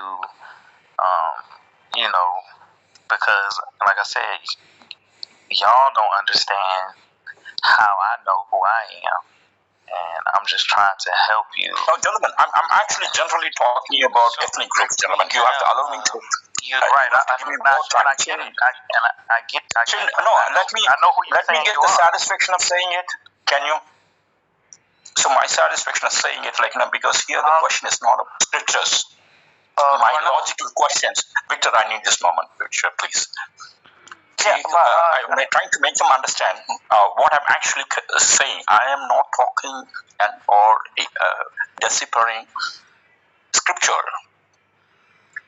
I am raising my logical questions and sharing my logical point of views based on the scriptures, the verses I have read. Whatever I say, it's not in the Bible. When I say that after Chin, this completion, let me complete this, because here I'm pointing out specific thing. Who are those neighbors they borrowed valuables? They have to be the same people, whether they are Israelites or they are living amongst Cushites. Another thing is their skill set. I'm speaking about skill set. The one who left, whether it is all 12 tribes left along with them, or those who only had limited skill set, setting up bricks, who found that making a brick is very tough, and gathering straws is another toughest one, because that is the primary complaint you can see in Deuteronomy. But there are different levels of work. Masons are there, supervisors are there, and engineers are there, assistant engineers are there. There are so many out there, in building a building, especially buildings like pyramids. Who are those people? Obviously, it has to be the one section of Israelites and Cushites, Nubians, and whoever lived there historically, right? and they always speaking a language. Then during that time, Hebrew was never a spoken language. It becomes a language only after, when wherever they are, they were fighting with people, then all that. And after David, after King Solomon, when they went to Babylon in 700 BC is when, and Hebrew is taking a specific shape in writing, and they are teaching each other how to pronounce it. They make sure that it is totally different from what they were speaking. That's why I give this reference of tribe Ephraim, Shibboleth. They identify a person based on who didn't accept the change in dialect. But even during the Babylon time, there is no evidence of Hebrew language. Absolutely. You cannot find it anywhere, gentlemen. Historically, chanceless. Absolutely no. There is no way. The only thing, the oldest Hebrew can be found is the Torah, which was written and from 700 BC to, I'm actually being that level, highest 700 BC to 200 AD. I can always say that 2000 years ago, but I didn't say that. Prior to that, Geese existed, Kemetic languages existed, my language existed, my language, loads of literature existed. One of the book is considered that for at least 5,000 years. It includes grammar, astronomy. There is so much information there. It is called Tolkapium. Tolkapium, if you hit it, you will know. So the problem with the descendants of Cushites is the thing, hardship they went through in the last 2,000 years would have been destroyed that. The Constantinople, Alexandria, all those libraries were destroyed. The wisdom was destroyed in a specific period. Now my question here, my point of view here is, when I was looking for what is the beef they got with Cushites, so based on that borrowing stuff, I understand they would have lived among the Cushites. The only sin what Cushites did was when they wanted to go wherever they wanted to go, one thing Cushites didn't follow them, and he gave them valuables. So, Persia, where Abraham lived, they want to kill people of that region. They don't care what happened in the last 2,000, 3,000 years. I don't know when Messiah will come, another 5,000 years. They don't care what kind of people they live. If anyone lived in that region, have to be killed. Anyone live in Kushite, in the land of Eritrea and all that, they have to be killed. And any friends find any one of them, they have to be killed. That is exactly Ezekiel 28:38 writes. Says, and Miguel, being a Hebrew Israelite, do you agree to that? And if whatever I said, if anything wrong, please, anyone, please ask me this question. What's the problem? In this discussion, here we are speaking based on a very specific thing for ethnic and language. Yeah. And here we have a friend like Mikhail. He is a Hebrew Israelite. None of us are. Yeah. Okay, and so he is a good friend and a knowledgeable person in what he believes in. So you are asking questions to him on a specific subject here. Yeah. So if usually we talk, Victor, we talk about the remnants of our language or whichever it is in different parts. That is not the discussion today. No. I'm not going to touch that.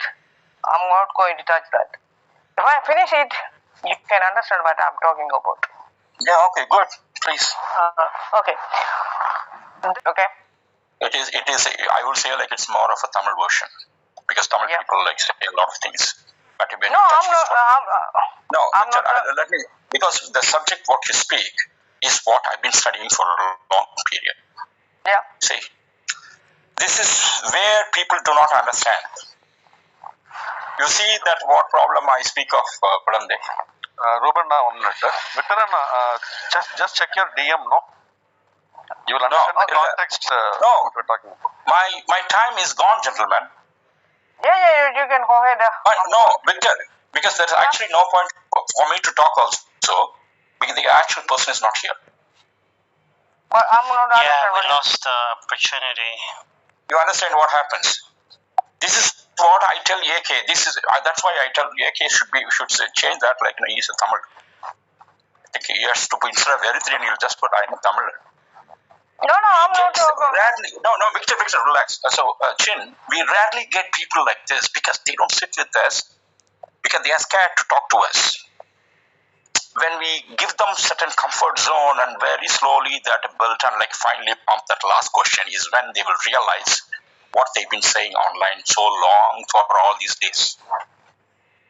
Because this specific question, Chin, which I asked based on Ezekiel 38, I have not asked, I've asked Ron, but like Ron escaped without answering. Because I want that answer, like you call yourself Israel, so do you vouch for this? Do you believe this? Because Jewish people were born, they grew up, they do their everyday duty only to do this. There are duties are given to them once their Messiah comes, once the third temple is built. So they have to come here. And who are these people? The people who favored them, like, during their bad times. Why are they? There is no beef. But No, I Victor, didn't get anything else. I didn't get anything else. Victor, can you hold on a second? Let Robin finish, please. Yeah, because this talk, we've been talking for a long time, Victor, like, on one subject, not only one day, every day that me, AK, like, we go to their rooms, listening to them talking, finally we got one person with that. So, anyway, so now, let's not worry about it. Like, there is always another time, another moment. But now let's hit with Victor. Let's go with the flow. Now, then what would I do?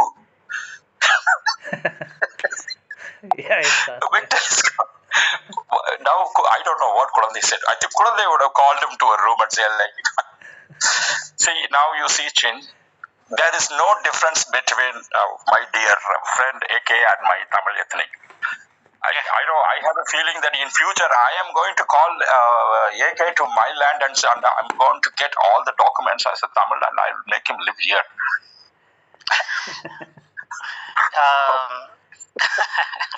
Listen, I'd rather you take me first. Seriously? Okay. Oh my God, Chin. That's why when, in my view, we cannot hurt a person because they have different opinion from ours. But we can still make friends first, and then everything we can ask and clarify with the one who owns that freedom. We talk about this is what they are. This is what they are. We say a lot of things. But we haven't really made friends with them to say that, hey, this is what I am. So fine, when we get someone like that, like, from them, like, take this question and then ask the question, is this fair? Is this fair to run your ethnic for thousands of years with this motive? Because we have different motives for living. Our motive is to prosper in knowledge, wealth, and well-being. And what is this motive? This is a question I want to ask. So I don't care how they... Yeah, Ruben, I agree with you. I think the work that needs to be done in order to be what you say you want to be is not just simply declaring who you are, but there's a lot of other parts of that institution you need to build and work with. So that's my problem with a lot of and then also this excessive need to deny others of their belief because you say you are doesn't fall quite right with me, particularly when I see AK's frustration because we are from that land of where that the traditions have been part of our culture for thousands of years, so we're very familiar with it. Chin, that's why I say he has from my side, Tamil emotion is there because here all of us are emotional. Even I was when I was AKCH and all that. Even now I am. But only thing is that when I'm talking, I try to control that like as much as I can. At least here I can balance myself a bit because I'm using the different language. But if you see me in a Tamil room, I cannot control myself because there when you speak our language, the whole emotion pours out, right? I cannot you cannot see me as the same person the way it is. There, I'll go killing spree. That's one of the reasons I actually avoid those rooms because when I speak in my language, I pour out 100% emotion onto it. I become hypersensitive. I mean, that's supposed to be the nature of us. We deserve that, right? I have no doubt. But I am also in certain topics, I try to be careful and to try to have a mutual understanding because the statements what they give, we are not them, so we can't really understand what they say unless and until they explain it. We cannot keep on having assumptions and then based on that we can discuss, right? I never met anyone properly to ask the same question, boss. You have this is what it teaches you. You want to kill all those people who actually helped you, gave you shelter, gave you wealth. But it looks like this is exactly you want to do when your Messiah comes up. Do you believe in that? This is why that this is what you teach your children for generation after generation. This is what you teach. There is other things there. Actually, these things cannot be applicable to Israelite, but it is totally applicable to Jewish people or present day. And there is another thing is there which we can't really speak. We can speak that with one difference. Next time when the first duty what a Jewish has to do, especially when the different ethnic, when he becomes Jewish, what he has to do, there is one is there. They won't talk about it. It is in the list. And that also vaguely, we have understood that is in the list. They won't tell us also, unless and until we sit with the rabbi and start the process of practicing Jew. There are two Jews. One is a practicing Jew, which means they keep completing the task which is given by the rabbi. So one who doesn't do it or broke it. So anyway, I thought today it is going to be interesting and long conversation. We can get answers from him, but that didn't happen. I'm sure that for now, because of this, my friends, Victor is a good friend, gentlemen. There are misunderstandings there. People thoroughly read. They like to say it in short. Sumeria was not established by Elamites. Elamite was a different, next to it, Mari kingdom, that is Elamite. Hammurabi goes and destroyed Mari kingdom once for all, their port cities. Then those people migrated to Sumeria. There were 3 languages were spoken in official languages in Sumeria. And when they say that Hammurabi code, it is not that code they say eye for an eye, tooth for a tooth. There were 256 codes are there, Hammurabi codes, which are being deciphered. It's all found in the same region. And it talks about land registration for women. Women had the power and they were allowed to register lands on their own independently. They can be landowners. You can't find that in most of those ethnic laws, obviously, except mine. Obviously supposed to be except Horn of Africa because, queens, there were many queens. So all this is there, in Sumerian tablets. Elamite is entirely different, adjacent next to it. Mari kingdom and Elamite, they were speaking Elamite language. And Aram, land of Aram is there below. Then the language which was being spoken in Euphrates and Tigris. Those 3 languages were the major. When Hammurabi destroyed the Elamite region, port cities and the Mari kingdom, the massacre is not mentioned. So the people had to migrate to these areas. That's how it became a cosmopolitan.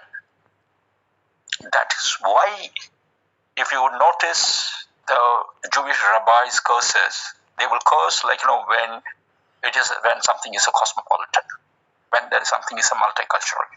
They will warn their people not to go mix with them. We have to understand something is written, reading is one, and understanding between the lines what actually it means is another one. That's how the logical mind comes. The moment you become religious, the moment you become, you start considering scriptures holy, that you will not read between the lines. That's why I always tell people, please do not tell me the verse. Tell me what you have understood from the verse. Any verse, matter of fact. The Baptist people, the moment we start talking, they'll keep pumping, Jeremiah 10:11, this, that, and they keep reading it out. I say, boss, this is already in the Bible. I can read it too. These words were said in a different context, in different period of time. Can you tell me that what you have understood and how it is related to my problem today? Then they will say I have a Satan in my tongue. That's how the conversation has ended so far. Because from childhood, I've been dealing with all these people, right? Not Catholic, not Protestant, not Baptist, almost all, Lutheran, everybody, get mixed up. So, I have a feeling he will not return today. Because I think more than once, it's not one meeting, Kachin. I think in the room with AK, he encountered AK more than 3 to 4 times. The gentleman is very, he's trying to learn and he wants to. Exactly. He's not like Yahweh. Yahweh listened to us all, and then he gave the same statement what he gave, he's made up his mind. Yeah. And if he's, and it's consciously, not unconsciously, meaning he knows what he's talking about because that's what he wants to believe. Anyway, Kulandai, it is about 3-4 meetings, Kulandai, with AK, Achin and all that. They was in a different room. But those rooms, allow arguments, here, I thought I will pin him and make him listen and ask a final question to yes or no. That's what I wanted to pull out. Because anyway, he's going to be there in those rooms again. If Ron comes here, he will surely come. He's a follower of Ron. Ron, obviously, he will come. Ron is a good friend. I asked Ron, but Ron came in and went away. Just peeped in. Now, when the other gentleman was here, I noticed Ron Dalton came and. I don't know. No, but he in fact, Ron is a friend. See, just because we have a difference of opinion, or when I don't agree few points, I may not agree all points, right? I may agree everything of what he says, but not in his way, that there is a different thing. Ruben, I don't agree with you. It takes time to agree on all points, nobody need to agree on everything on a first discussion. I'm sorry. I don't Abraham. I say Ur is a city, a description to mean a city. It doesn't. The Bible doesn't say where Ur is. So actually, that is a city. That is another one. Ur need not be Kulandai, உங்களுக்கு இந்த depth எல்லாம் you have not come across Kulandai. I've been listening to them for long. Okay. But all these things has that exactly, and you should have listened to AK in certain things. Chin, one more thing. When I speak about these parts, I always keep repeating that based on the information we find it in this. Based on, and all. I'm also the person who say these books were not written when it really happened. It was written between a vast period of time, that is 700 BC, much later. And I'm also insisting on another point. If these people have crossed, and this may not be all the descendants of Israel, so that's why I ask the question: who are the neighbors? So who actually followed somebody? They are calling him Moses. There could have been different Moses here, they might be using the name in 700 BC. I am a logical questioner, Chen. So I am somebody who just can't believe because I have a faith. I believe in something. I believe in omnipotent. I believe in, I love. I try to follow Jesus Christ. Doesn't mean that I will believe everything which is said in Genesis. I will question, based on history, that what it is. So that's why I use the term based on that specific scripture. But here the problem with Amaria, that language, is the books are not available to us. The only one who is speaking is AK and you, and AK has not read it, and he won't read it also. That also I know. The exact translation, he won't do it. The world doesn't know that information when it was written. Based on the description, AK says a lot of things which you should have heard him. The moment you listen to whatever he said, if very reasonable everything is, you cannot vouch for what is written in Bible. You see that who is actually vouching for Israel people and the Jewish people? Who's vouching what the information is right? Not Jewish people, not Israelites. Even all the Israelites have the Christian background. Their grandfather, somebody, all of them were Christians. Only in the last 20 years, they identified themselves as Hebrew Israelites. All their knowledge comes from King James Version. But the one who's speaking the Hebrew, reading the Torah, they are not coming anywhere for any discussion, and you can never ask a question, and they will never allow you, and they will never answer also. The moment you ask, they will leave the room. Only one person who can one segment who can answer us will not talk to us.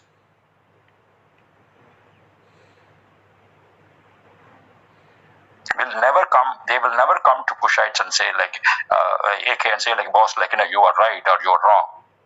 Only Torah is right. They'll never come and discuss. Who is talking? Christians come argue with AK. People who were Christians today identifies. They come and argue. But what Christians supposed to do actually originally?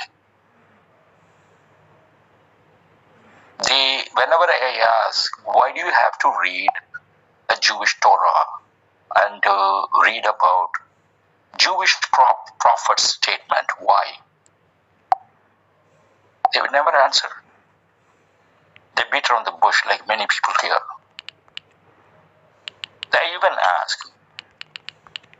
I ask people, please teach me what Jesus has taught. Teach me how to practice it. He said a lot of things I want to practice. I'm trying. I'm failing. One thing I keep failing over and over. When I'm really suffering, that I cannot pray for the one who put me into that suffering till today. I've tried though, actually. I thought I did it, but actually I didn't. But the next moment, I become different. No consistency. It is not permanent. It's a moment. Because that is something pretty difficult. When somebody put you into suffering, while you are suffering totally, tortured because of someone else, you pray for the person. It's not at all possible. If you do that once, the second time you can't do that, maybe. After the problems are over, you say that, yeah, I forgive and all that. That's nonsense. That no one did that in any stories also or anything. The only thing we find is in the New Testament. There are so many other things he mentioned. How to look into ourselves and follow our heart. Understand omnipotent. He mentioned. Nobody wants to teach that. Then apostle letters comes and says that apostles say that this is what it is and that is what it is. And they are adding a lot of things. This is how to be. Woman has to be this way. This is what Christ said. This is what God wanted. They give a huge list. Most of it contradict with what Jesus Christ says. And those people, the moment you say anything about Abraham or anything, they come and fight with you. The moment you say that that is not Ur is down, they fight with you. Muslims come and fight with you. How can you say about Musa? So my question is that, like, okay, what is the purpose of writing Torah? Is it to write about lineages and history and basis? Is this the actual purpose? Or there is a guidance how to live a life? So that is the actual purpose. In that they mentioned, doesn't mean that everything has to be perfect. I agree that there can be mistakes, but the moment you point out mistakes, they say that how can you say so? What happens that if everybody start talking that, like, yeah, historically there is no one called Moses, because there is no one actually. Then what do we become? Anti-religious. The moment I say that, like, yes, what is this? People, like, they never had any skill set, zero skill set. They say that I become anti-Semitic. Okay, if I'm anti-Semitic, fine. If I ask them, okay, who am I in your Bible? Then they say that you're son of Shem. That makes you a Semitic. If I'm Semitic, whatever I say, how that becomes anti-Semitic? No answer. The word Shem we never heard of. We never called ourselves Shem. Then I become Semitic. If I try to tell them, it's supposed to be Kemetic and not Semitic. When historians give a terminology, it should not be that a political or religious term. It should be historical itself.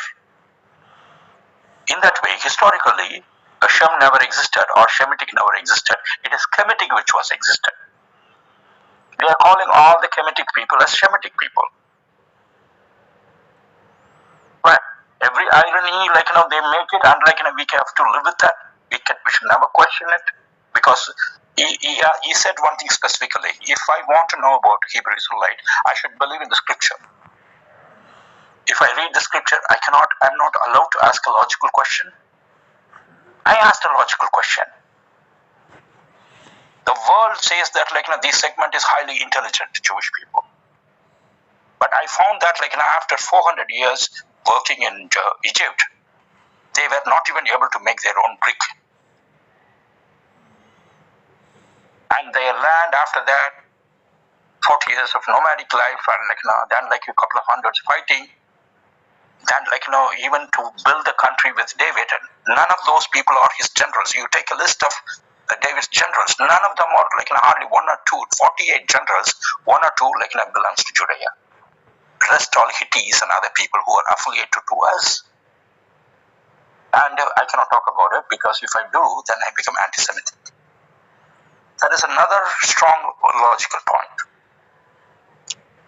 King Solomon is son of Bathsheba, wife of Uriah first. Uriah is a Hittite, not a Jewish. A Hittite will not marry a Jewish, like, obviously, like, she comes from a different ethnic. Then David marries Bathsheba, who is not a Jewish woman. If she was, they would have mentioned it. If Solomon is born of a different woman other than Jewish, how he became Jewish? So those times, based on father is how son was identified. That was the patriarchal system they followed. But from during the Babylonian period, like, they changed their thing to matriarchal system. Have you ever heard anybody asking these questions, Chin? Let me let it load now. I'm asking questions. Do anyone ask? Because no. Well, logic seems to be not part of fate, so. We cannot ask logical questions at the moment, like, we believe in a scripture. To read the scripture, I have to believe in a scripture first, then read it, right? And let's not talk about present day. Present day is like everything is out and open online. We are talking about 200 years ago, because they are talking about 2,700 years. For 2,500 years, the book was not allowed to be read by other people unless and until they believe in the book. And most Christians never read Bible, like, 500 years ago. And whatever the book we see today, it was not available 500 years ago also. Because in 1942, is when in Nag Hammadi they found most of scripts, the Dead Sea Scrolls. So we cannot ask all that, right? So that means we are offending somebody's religion. Correct? If I ask all that, that's what I end up with, right? The Naga Mahadi. Yeah, Nag Hammadi, I think. Nag Hammadi. Nag Hammadi. It's the name of a place in Egypt, right? Not Egypt, I think it's some so Iran, somewhere that was. Okay, one moment. No, it was Egypt. I read the Naga Mahadi. Oh, okay, right. Okay. It's a likely story, but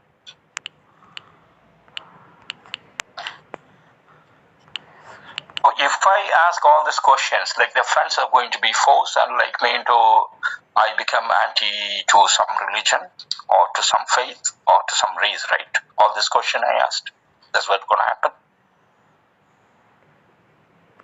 At least the least question, I want to know from whom is Israel, like which is mentioned in Deuteronomy, borrowed gold, silver and everything, their neighbor. Or the Israel or Kushites, because there can't be anyone. You can't say they were Chinese, with whom they lived in the same settlement, like Hammadi. Yeah. Somebody give me an answer, like then I would be happy. So I will understand. Okay. So based on that, these guys didn't want to come because they were not laying bricks, not making bricks. But all that Naga Hammadi was Greek stuff made up by the Greeks. It's nothing to do with the scripture. They added a few things in there too. Yeah, no, it's an excavation. They don't do that. There is one more. I think it's a deception of sorts. Yeah, no. Then another one. These This was written in Greek. Yeah, initially it was written in both Greek and Hebrew only they found. No, they didn't find anything in Hebrew, only in Greek. Mm-hmm. It comes from the Gothic, not Gothic, Gnostic. The point is that we cannot find the scripts to older one in any other language except the Hebrew, which they evolved between 700 and 200 AD, and now they are trying to profess that Hebrew existed for 5,000 years, 10,000 years, like how they talk about Sanskrit. They keep going and going. They keep saying that Abraham spoke Hebrew. Where did he speak Hebrew? No. Abraham is Israel. Abraham is Israel. In fact, globally, the term, what they say, Abrahamic religion, how it is right, it is wrong. Abraham did not teach all these things. He was not even, he cannot be called as Israel also, because his grandson name is Israel. His 12 tribes are known as children of Israel. Where Abraham comes into the picture. So what I understand is if we have a faith on one specific thing, that's where all the logical question ends and dies and buried, right? Listening. Yeah. Brother Mikhail. Mikhail is back? Yeah, he's there, but Mikhail, brother, I really wanted to have a long discussion with you, but it didn't happen though. Time is 1:16 here. I'm in south of India, I told you, right? So I got tired. So what to do? We went to a different topic, and now I'm back here. So definitely I hope to see you again, maybe. But anyway, my question was simple, gentlemen. Based on, do you believe, I would leave after asking the question. So being an Israelite, the book was written by a Jew during his Babylonian captivity, or whichever they call it. Ezekiel wrote that time. I think Ezekiel's time is some 200, 300 pieces, something like that, I guess. So, there he says that after the third temple built, when Messiah comes, they will go destroy the Gog and Magog, whoever that is, and along with his allies, talking about Kush, Punt, Persians. So if you talk about that, historically, my ethnic is very closely associated with the Kushites for thousands of years. So that includes us also. So the life of, I don't want to say Hebrew, Israelite, I would say like Jewish, because that's a Jewish book specifically, though it's in Hebrew. So the Jewish life ambition is to keep finishing their duties, keep multiplying, and wait for the Messiah. Once it comes, they're going to be upon us. In fact, when Jewish people scattered all around the world 2000 years ago, they couldn't live in peace in any other place. They had no place to go actually. By following the trade route, they came to our land, Pandya Kingdom, and we gave a land 2000 years ago to live. In fact, they have built a synagogue there. Even that is being hidden now. Because recently when the Prime Minister of Israel came and met the Prime Minister of Indian Union, this Prime Minister gave him a document, oldest document, trade agreement between Israel, and he mentioned that it's a document between India and Israel. He also said when Jewish people needed a place, India gave a place. But India is hardly about 75 years old. The place was given by like Pandya king, and the document was written in Tamil, which our Prime Minister happily didn't mention. But we know the document. In fact, our people have the copies. So we asked questions. Can't you say that, like, in old Pandya kingdom, the land was given to the Jewish people to live when safe and do their trading? That's why we had the trade agreement. We have a document. And that is in Tamil. Can't you say it? None from the central government, any reply came. So that life, this is the way that the ruling governments of every country behaves. So we cannot ask questions. We cannot ask logical questions. They won't answer it unless and until I have the same faith, unless and until I am a Christian, unless and until I am a Christian who believe in Bible. So just any person cannot read that and ask you, boss, what is this? Historically is correct. No, we cannot ask. Many questions I asked before you came, Brother Miguel. How it is considered as Abrahamic religion, because Abraham never taught religion to anyone. It is his grandson, Israel, his sons, specified a specific way of life, and to had they God's name. How many times is this changed? But to be fair, it's not called Abraham's religion. It's called Abrahamic. To denote it comes. It's some guys they keep writing religion and all that. Why are they even talking about Abraham?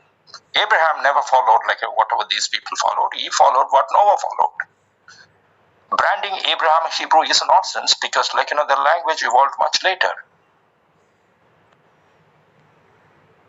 Well, okay, so there are so many things are being spoken. All this, if I ask, people are getting angry and they divert the topic and they can jump on me for different. When we meet anyone, whether you're Muslim, Christian, or so-called Judaism, right?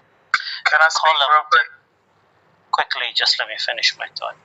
It's the people of the book, which denotes Abrahamic faiths, right? So if you ask someone before you became a Christian, what were you? We were the people of the book, whether you're Christian, Muslim, or you're Judaism, because the region where we're from is where all those three so-called religions have their roots. Not some America, not some other location. It's right there. It's always been there. When someone wants to take that out away from that becomes offensive and disrespectful, you know. And that is the frustration you get from AK, is that people are taking, for example, the KJV, right? It was rewritten in England, but they forgot to tell you that there was already established Karima concepts. Even that is okay, Chin. The joke of the millennium is that KJV. Because usually when you say like your translation, it's supposed to be from one language to a different language. Only So, KJV. I don't want to be It is disrespectful, been so translated. I think No, I'm being honest and being blunt truth. Only KJV is being translated from English to English about more than 15 times in the last 1,000 years. Well, the Portuguese also had it before it was done in England, but they had another version. But anyway, Mikael, we don't want to be rude. Go ahead. I apologize. Alright, I'm just back because you, the brother, Hyder Riley, he pinged me back in the room. I just want to address a couple of things I just heard, I guess. I don't subscribe to being a Jew or being Jewish because those are made up terms. Our people didn't go by those terms, just like you said, those people, Noah didn't go by Iberi, that term because it came much later. So that same sentiment, I feel, you know what I'm saying, when it comes to that. So don't call me a Jew. I don't call myself a Jew. I don't call myself Jewish. And our people that wrote the book or the scriptures originally weren't Jewish. They weren't Jews because there's no letter J in the Hebrew or whatever. I don't want to play semantics about what you call in the original language. There's no letter J in the language, in our original language. There's no letter J. Brother, I want to intercept for a specific. No. Because no. This point. No. This one. Let him finish. No. Because I sat here and listened to you for like 20, 30 minutes before I left out the room, and I didn't get a chance to speak. I let you go all the way down whatever road you was going. I didn't disagree with you respectfully. And then I come back in the room, and then you go into a long other type of question again, and I didn't interject on you. So I like the same respect. I'm just narrowing this stuff down because it seemed like you're long-winded. I'm sorry, you're just long-winded. It doesn't take that long for me to break down what I have to say. Secondly, as far as being a Hebrew Israelite, everything that y'all had said, like I said, what you had said earlier is the reason why I know who I am, because we fit the prophecies that we won't be taken out of our land. We would be kicked out of our land for not following the laws. That's why I had you read Genesis 15:13, and that's why Psalms 83 is important, and that's why Jeremiah 13:19 is important. If you understand all of those scriptures, when it has something to do with prophecy, and let it know that our people won't be in the land. So that's how I know who I am. Your people never left the land, so then I understand who you are. Okay, you're Cush. I kept hearing Cush. Okay, we're brothers. I love you and everything. You know what I'm saying? But I'm from the tribe of Yahuda. Yahuda was kicked out of our land. So let me ask you a question, if you don't mind. Prophecies. So you're saying I need 10 seconds, Chin. That's why we say Miguel, AK is your cousin, right? So that's the way he is. Get along. He is a wonderful person to actually discuss a lot of things in brief. Please keep that in mind. Give me a second before you ask your questions, because I got to get out and pick up my son real quick, and then I'll let you know when I come back. The only for the Jew, I will say the term, the pronunciation Jew, we got it. It is based out of English, King James Version. In my language, we do not say Jew. We say Yudah, Jew. Judah, we say Judea. We do not say Judea because I'm speaking in English. I'm using that. It's most of my pronunciation of any of these biblical names would be mostly from my language, which is very closer to Aramaic, and which is the oldest one. Judah is what we call not Jew. So my question back to Mikhail is,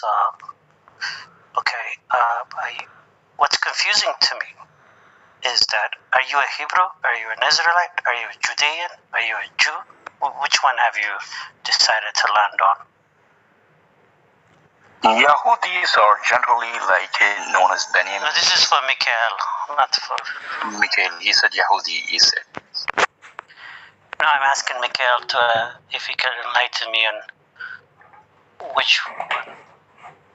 He said he got some errand to do, right? His son had come or something like that. But he's not there anymore? Let's wait for him. No, let's wait for him. You missed out a Jew part, I think, which I said. Did you? So hold on, Ruben. Because that part, because you mentioned, just 10 seconds, that you mentioned the pronunciation of Jew, that the pronunciation of Jew came from English, not from any other languages. In my language, it is not Jew, it is Judah. So you cannot refer that, because of English have messed up even John, there is no jaw, it is Yuan. Yuan is Yochanan, right? Yes, I agree. Yuan, we say it. Yesu, we say it. We say Yesu, we don't say Jesus in my language. Our Bible is written in Tamil and direct translation of Hebrew as well as Greek. Language is similar to pronunciation, many things, retroflex consonant similar to Aramaic, which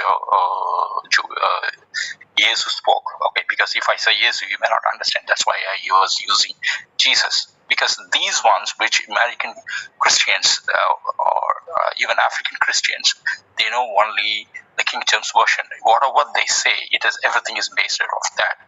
There are many words has been changed over the millennium.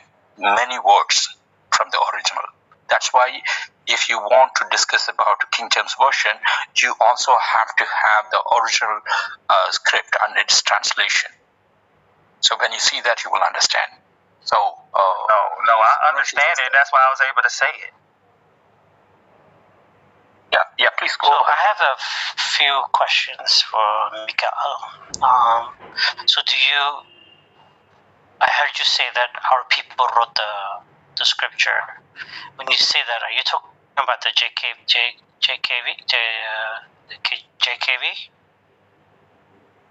KVG, I forgot the name of it, I apologize.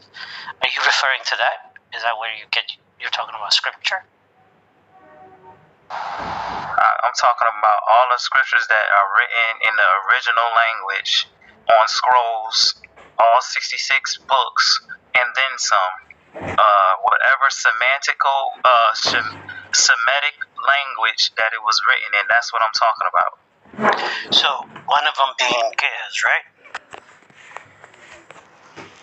Yeah. Okay, so my second follow-up is, what do you think about the people who speak the language Ge'ez? Are they not part of the peoples, or do you exclude them from? Who do you say you are? I'm asking you. You can only tell me who you are. I'm not worried about me. I personally don't care about what you think or what others think. I'm asking what your fellow travelers are saying. As far as I know, from my studies, those people are like he said, Ruben was saying earlier, Cushy descent. So yeah, I understand them as that being that, and their family. The people that spoke G's, right? Nope, that's a Semitic language that has nothing to do with Cush. Cush spoke Semitic, though. No, they spoke a variation of Hamitic languages. Yeah, but that's still it was Semitic language. If you do the research on that, if you do the research on it, hold on. If you do the research on it, it's considered. They call it Afro-Asiatic. They're still under that same bracket of linguistic Which language. includes Egyptian language. Yeah, I know. That's what I'm saying. Y'all playing semantics with me, and I don't really play those games. I know what we're talking Brother, about. you I know need what I'm to talking about. just chill, relax. Nobody's I'm here to attack you. relaxed, but You're we getting can't all have different. Y'all this, we y'all can't that. have because we can't have a genuine conversation if you keep playing semantics about what I'm trying to figure out which one to call it. I said the original language, whatever you want to call it. I've seen a lot of the Hebrew Israelis on the streets of New York and Philadelphia. I don't subscribe to them. Okay, so that's what I'm trying to figure out. Then you have the Ron Donson type of who say Bantus are a systematic language. I don't subscribe to being Bantu. That's not who I learned from. No. So I'm getting confused. That's why we try to understand. But you won't let me speak and let me talk. Maybe if you let me talk, I will be able to tell you where I got my stuff from. But every time I start speaking, I get challenged on small little points that are just semantical, trivial differences. But I do disagree with your assessment that the Giz speakers are Cushitic and they're not from the children of Israel. I didn't say they were. You said that. You said my what? brothers. You said they're my brothers, but they're not my people. You said that. I'm saying you. Are you saying they're from? You're saying they're Israelite? Is that what you're saying? They gave you your Bible. No. Answer my question. No, I'm answering your question. I'm saying, are they? Yes, they're Israelites. They're Israelite. Okay, what tribe? I'm not about to argue with you. I know I'm from Yehuda, so what tribe are you from? That's all. Or what tribe are they from? So you now answered my question. You're a Judah, Yehuda. You're not an Israeli. You're a Judah. No, I'm not an Israeli. No, I'm an Israelite. There's a difference. So you're a Judah or an Israelite? Which one are you? Because even in the ancient Bible, there's a distinction between the two groups. No, I'm from the southern kingdom, which is Benjamin and Judah. Yehuda, that's her. Benjamin as well, right? Yes. And Levi, part of Levi. Levi were part of Levi. So that's some of all the tribes. See, again, this is where the problem is. Is like you. That is no problem. Levi was a part. But you didn't even know that till I started telling you that. Yes, I did. No, you didn't. You just said Judah, and I said to you. You're semantically trying to play. Brother, you just don't. You gotta know what they are saying. All the tribes. They didn't have. They sojourned with every tribe. So if I didn't know, then why would I say that? You didn't just say that. Okay. So stop playing with me. Don't call me in the room to try to play with me. Act like I don't know what I'm talking about. Don't play with me, man. What do you want? What is the understanding that you need? No, I don't have anything. I just wanted to clearly understand what come on. You've been to a lot of those rooms. Some of them are ridiculous. And I don't. Right? So what? So I don't subscribe to them. That's what I'm saying. Don't put me in a box with them. Good. All of us aren't the same. No, I could tell that by the fact that you took your time to understand what Giz is, made me think that okay, he's willing to. Yeah, because I studied it. Yeah, I studied it before, so I know that. Okay. No, there's no contention. I think you just feel like you're being attacked. But I'll tell you one thing: there's no contention. I'm just saying, you gotta, if you want to give somebody a chance to say what they, so that you can understand. I can't help you understand if you keep cutting me off or not wanting to hear it from how I understand it, and then you're putting me in a box of what you already encountered from other non-learned Israelites. So that's what you're doing. So I'm correcting you on putting me in a box like that just because based off of your experiences of with others. I don't. To be honest with you, I have no problem with them neither, as long as they don't come after me for whatever reason. If they want to believe in whatever they want to believe, it's God. It's only between them and God at the end of the day, Yeah, I agree. you know. May I speak for a minute? Yeah, please do. Yes, of course. All right. Okay. Since brother, I think Mikhail, right? I don't. Sorry. So, gentlemen, actually, you are here for the first time or something. I think. So we usually, have a discussion like where we stand. So you might have felt a little uncomfortable or something, with the way we were trying to understand our similarities or differences. So I would request you, not think bad of this or something, and please keep coming, and we can keep talking like brothers. We can.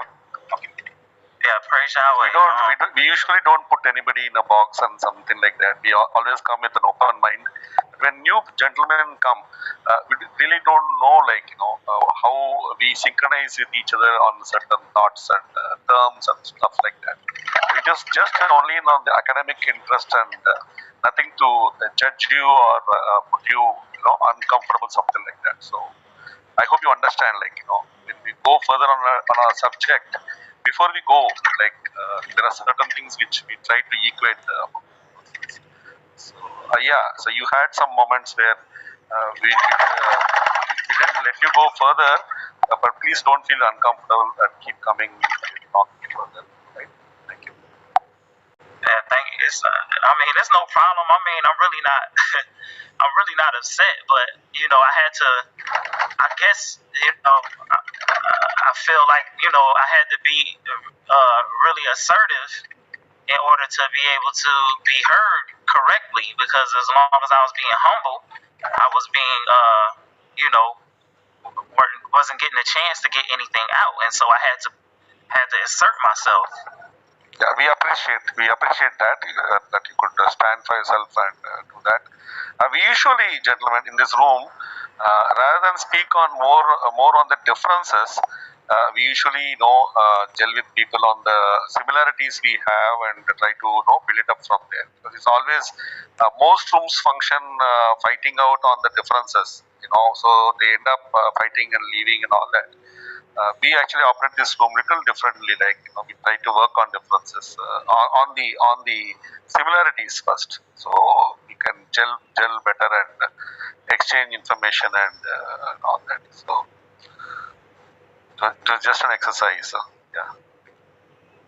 Yeah, praise Yahweh. Belonging due to 4 beastly regime disguised as Muslim world. Satyugam possible only through straight